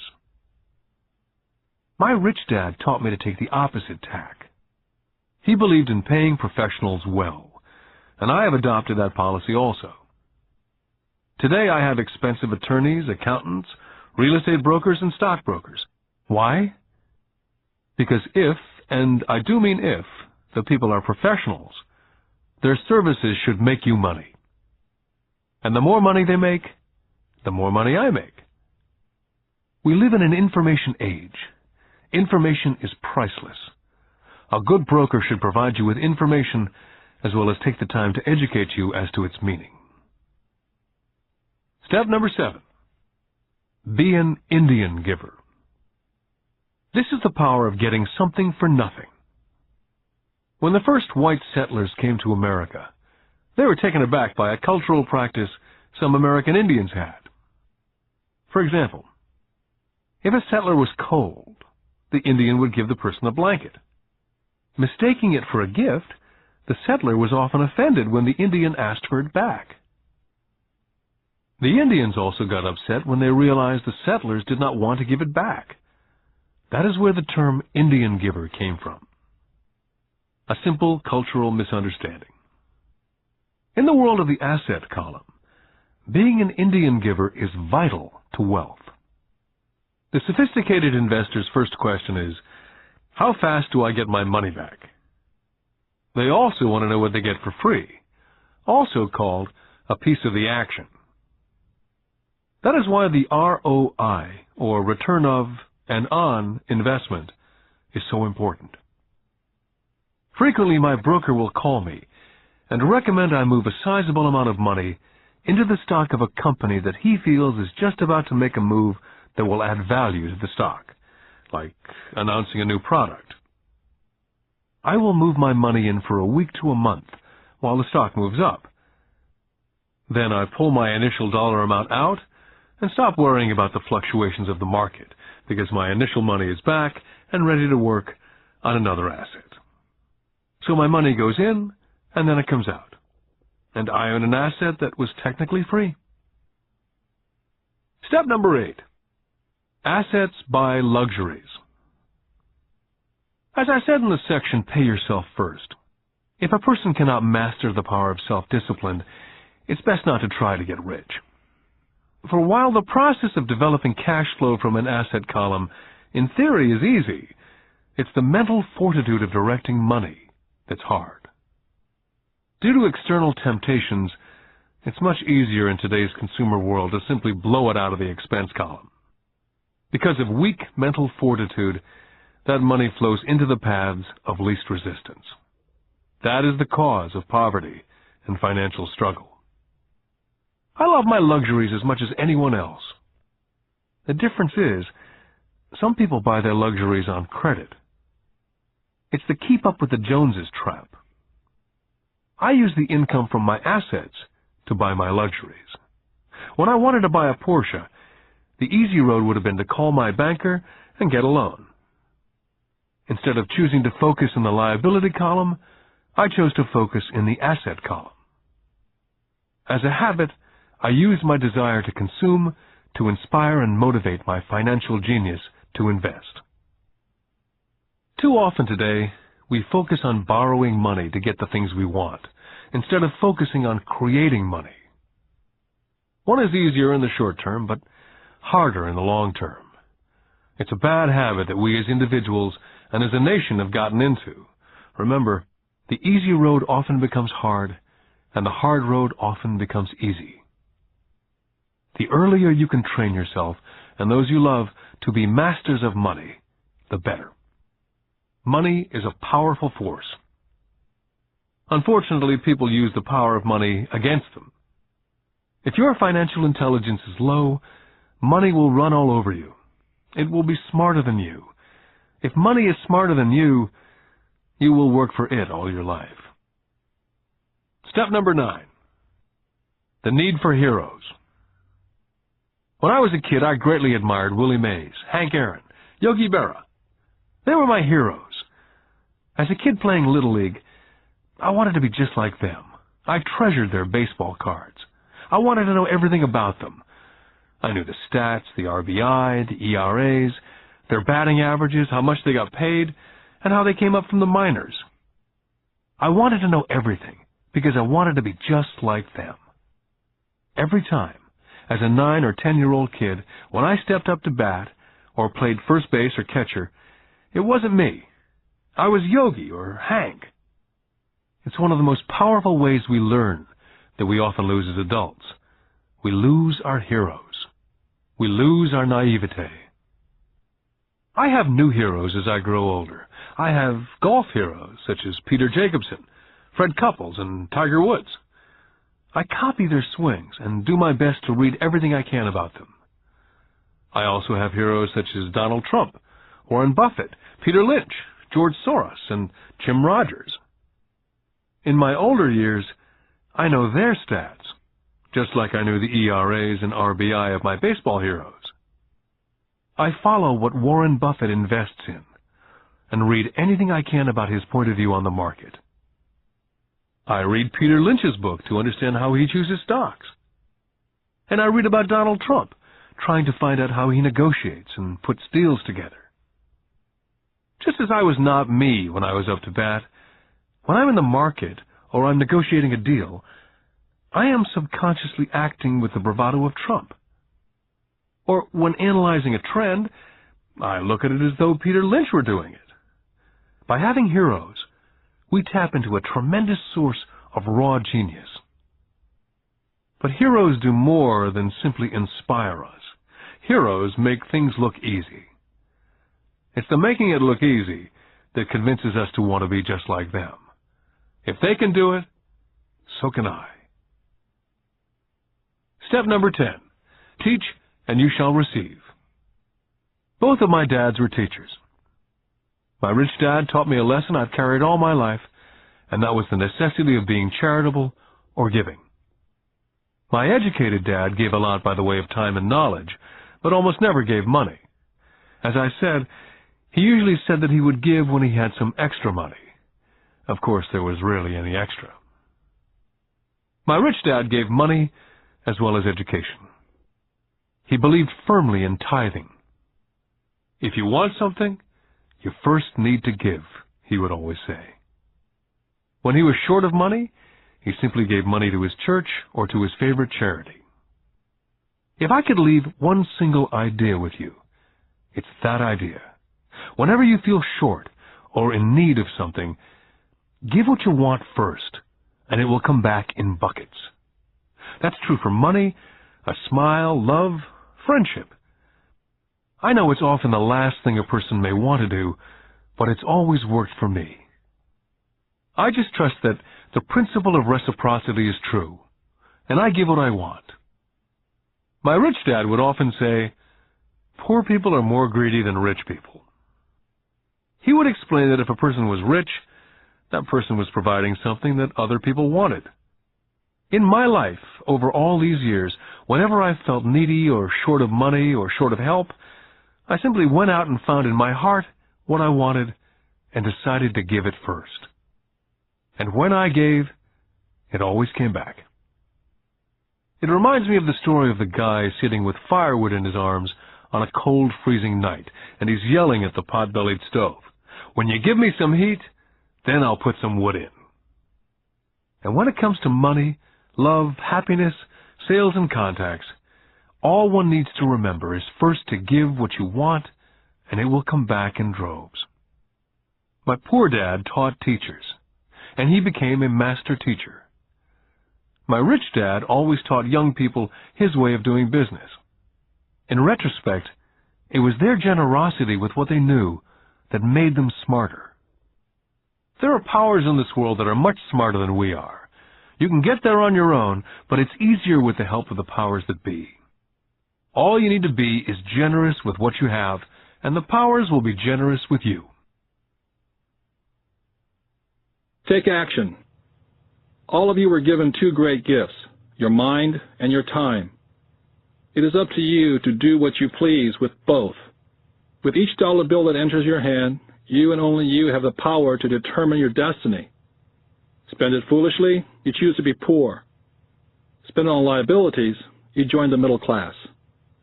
Invest it in your mind and learn how to acquire assets, and you will be choosing wealth as your goal and your future. The choice is yours and only yours. With every day, with every dollar, you decide to be rich, poor, or middle class. Choose to share this knowledge with your children, and you choose to prepare them for the world that awaits. No one else will. You and your children's future will be determined by choices you make today, not tomorrow. This has been a Time Warner Audiobooks production of Rich Dad, Poor Dad, written by Robert Kiyosaki with Sharon L. Lecter, CPA, and read by Stephen Hoy, featuring an introduction by Robert Kiyosaki. Executive producer, Maya Thomas. Produced and directed by John Brunette. Text abridged by John Whitman. Text edited by William Whittington. Production coordinated by Daniel Metcalf. Rich Dad, Poor Dad is also available in paperback from Warner Business Books.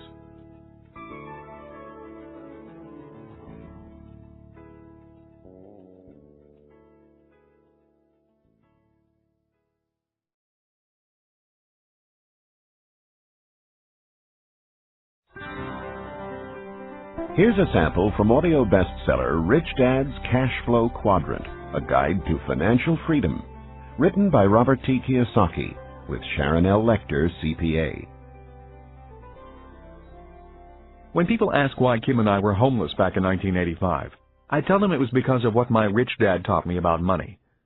For me, money is important, yet I did not want to spend my life working for it. That is why I did not want a job. If we were going to be responsible citizens, Kim and I wanted to have our money work for us rather than spend our lives physically working for money. That is why the cash flow quadrant is so important. It distinguishes between the different ways in which money is generated. There are ways of being responsible and creating money other than physically working for it. But in order to embrace wealth, it is essential to understand your relation to it. My highly educated dad had a strong belief that the love of money was evil, that to profit excessively meant you were greedy. He often said, "I'll never be rich," or "investing is risky," or "money isn't everything." My rich dad had a different point of view. He thought it foolish to spend your life working for money and pretend that money was not important. Rich Dad believed that life was more important than money, but money was important for supporting life. He often said, "You only have so many hours a day, and you can only work so hard. So why work hard for money? Learn to have money, and people work hard for you, and you can be free to do the things that are important." To my rich dad, what was important was to have lots of time to raise his kids, to have money to donate to charities and projects he supported, to bring jobs and financial stability to the community, to have time and money to take care of his health, and to be able to travel the world with his family. "Those things take money," said Rich Dad. "That is why money is important to me. Money is important, but I don't want to spend my life working for it." It was my rich dad who often referred to the cash flow quadrant when I was a young boy. He would explain to me the difference between someone who was successful on the left side versus the right side. Having two dynamic and successful father figures around me gave meaning to what each was saying. But it was what they were doing that allowed me to begin to notice the differences between the ES side of the quadrant and the BI side. One painful lesson I experienced as a young boy was simply how much time one dad had available to spend with me versus the other. As the success and prominence of both dads grew, it was obvious that one dad had less and less time to spend with his wife and 4 children. My real dad was always on the road, at meetings, or dashing off to the airport for more meetings. The more successful he got, the fewer dinners we had together as a family. Weekends he spent at home in his crowded little office, buried under paperwork. My rich dad, on the other hand, had more and more free time as his success grew. One of the reasons I learned so much about money, finance, business, and life was simply because my rich dad had more and more free time for his children and me. Rich Dad's Cash Flow Quadrant is also available in paperback from Warner Business Books. Here's a sample from audio bestseller Rich Dad's Guide to Investing, What the Rich Invest in That the Poor and Middle Class Do Not, written by Robert T. Kiyosaki, with Sharon L. Lecter, CPA. Investor lesson number 1, the choice. When it comes to money and investing, people have 3 fundamental reasons or choices for investing, Rich Dad said. They are to be secure, to be comfortable, or to be rich. Rich Dad went on to say, all 3 choices are important. The difference in one's life occurs when the choices are prioritized. He explained that most people make their money and investment choices in that exact order. In other words, their first choice when it comes to money decisions is security. Second is comfort, and third is to be rich. That is why most people make job security their highest priority. After they have a secure job or profession, then they focus on comfort. The last choice for most people is to be rich. Rich Dad said, most people dream of becoming rich, but it is not their first choice. He went on to say, only 3 out of 100 people in America are rich because of this priority of choices. For most people, if becoming rich disturbs their comfort or makes them feel insecure, they will forsake becoming rich. That is why so many people want that one hot investment tip. People who make security and comfort their first and second choices look for ways to get rich quick that are easy, risk-free, and comfortable. A few people do get rich on one lucky investment, but all too often they lose it all again. I often hear people say, I'd rather be happy than rich.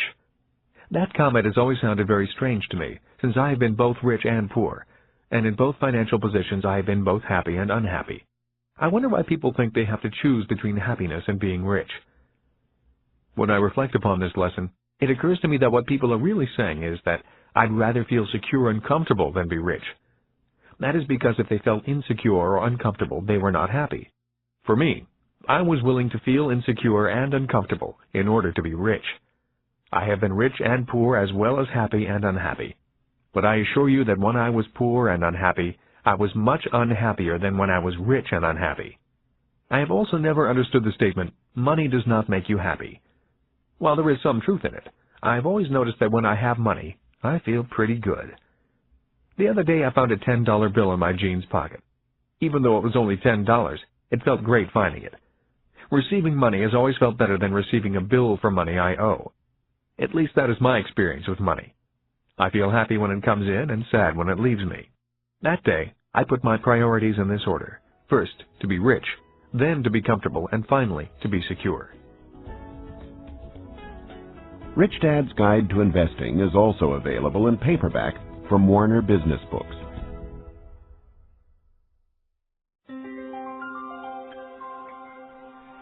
Here's a sample from Rich Dad's Rich Kid, Smart Kid, giving your children a financial head start. The latest book from the New York Times best-selling authors Robert T. Kiyosaki and Sharon L. Lecter, CPA. When I was a little boy, my rich dad often said, money is an idea. He would go on to say, money can be anything you want it to be. If you say, I'll never be rich, then the chances are you'll never be rich. If you say, I can't afford it, then chances are you can't. My smart dad said much the same about education. Is it possible that every child is born with the potential to be rich and smart? This program is about fostering and preserving that possibility. Both my dads were great teachers. Both men were smart men. But they were not smart in the same subjects, and they did not teach the same things. Yet as different as they were, both dads believed the same things about all kids.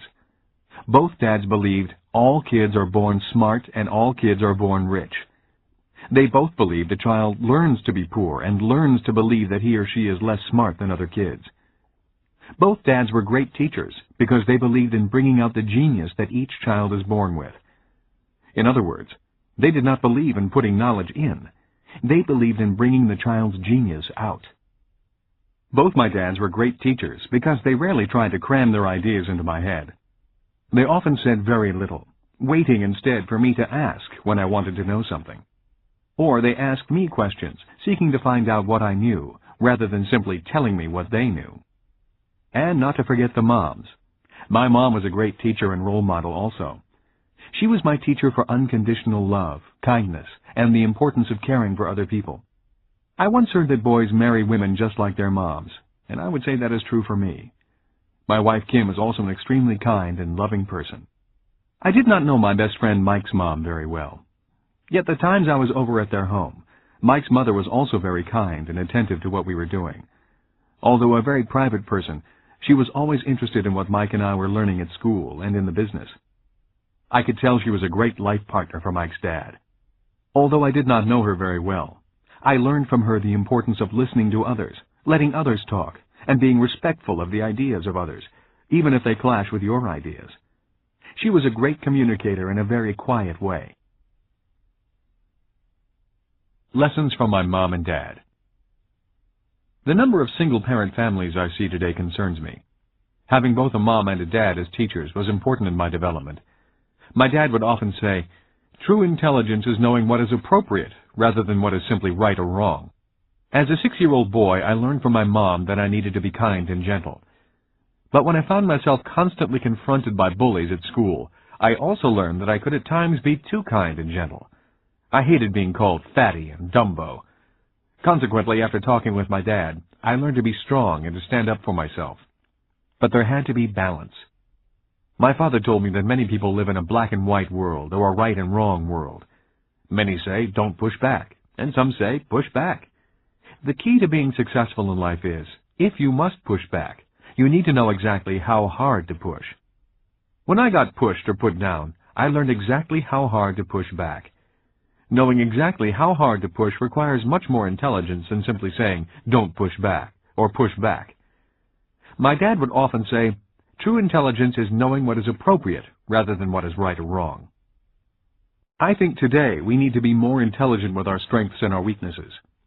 It used to be when I was a kid and I got angry with another guy at school. We would begin to wrestle, get tired, and then the fight would be over. The worst that happened was an occasional torn shirt or bloody nose. Today, kids get angry, start thinking in the less intelligent right and wrong mode, break out their guns and shoot each other.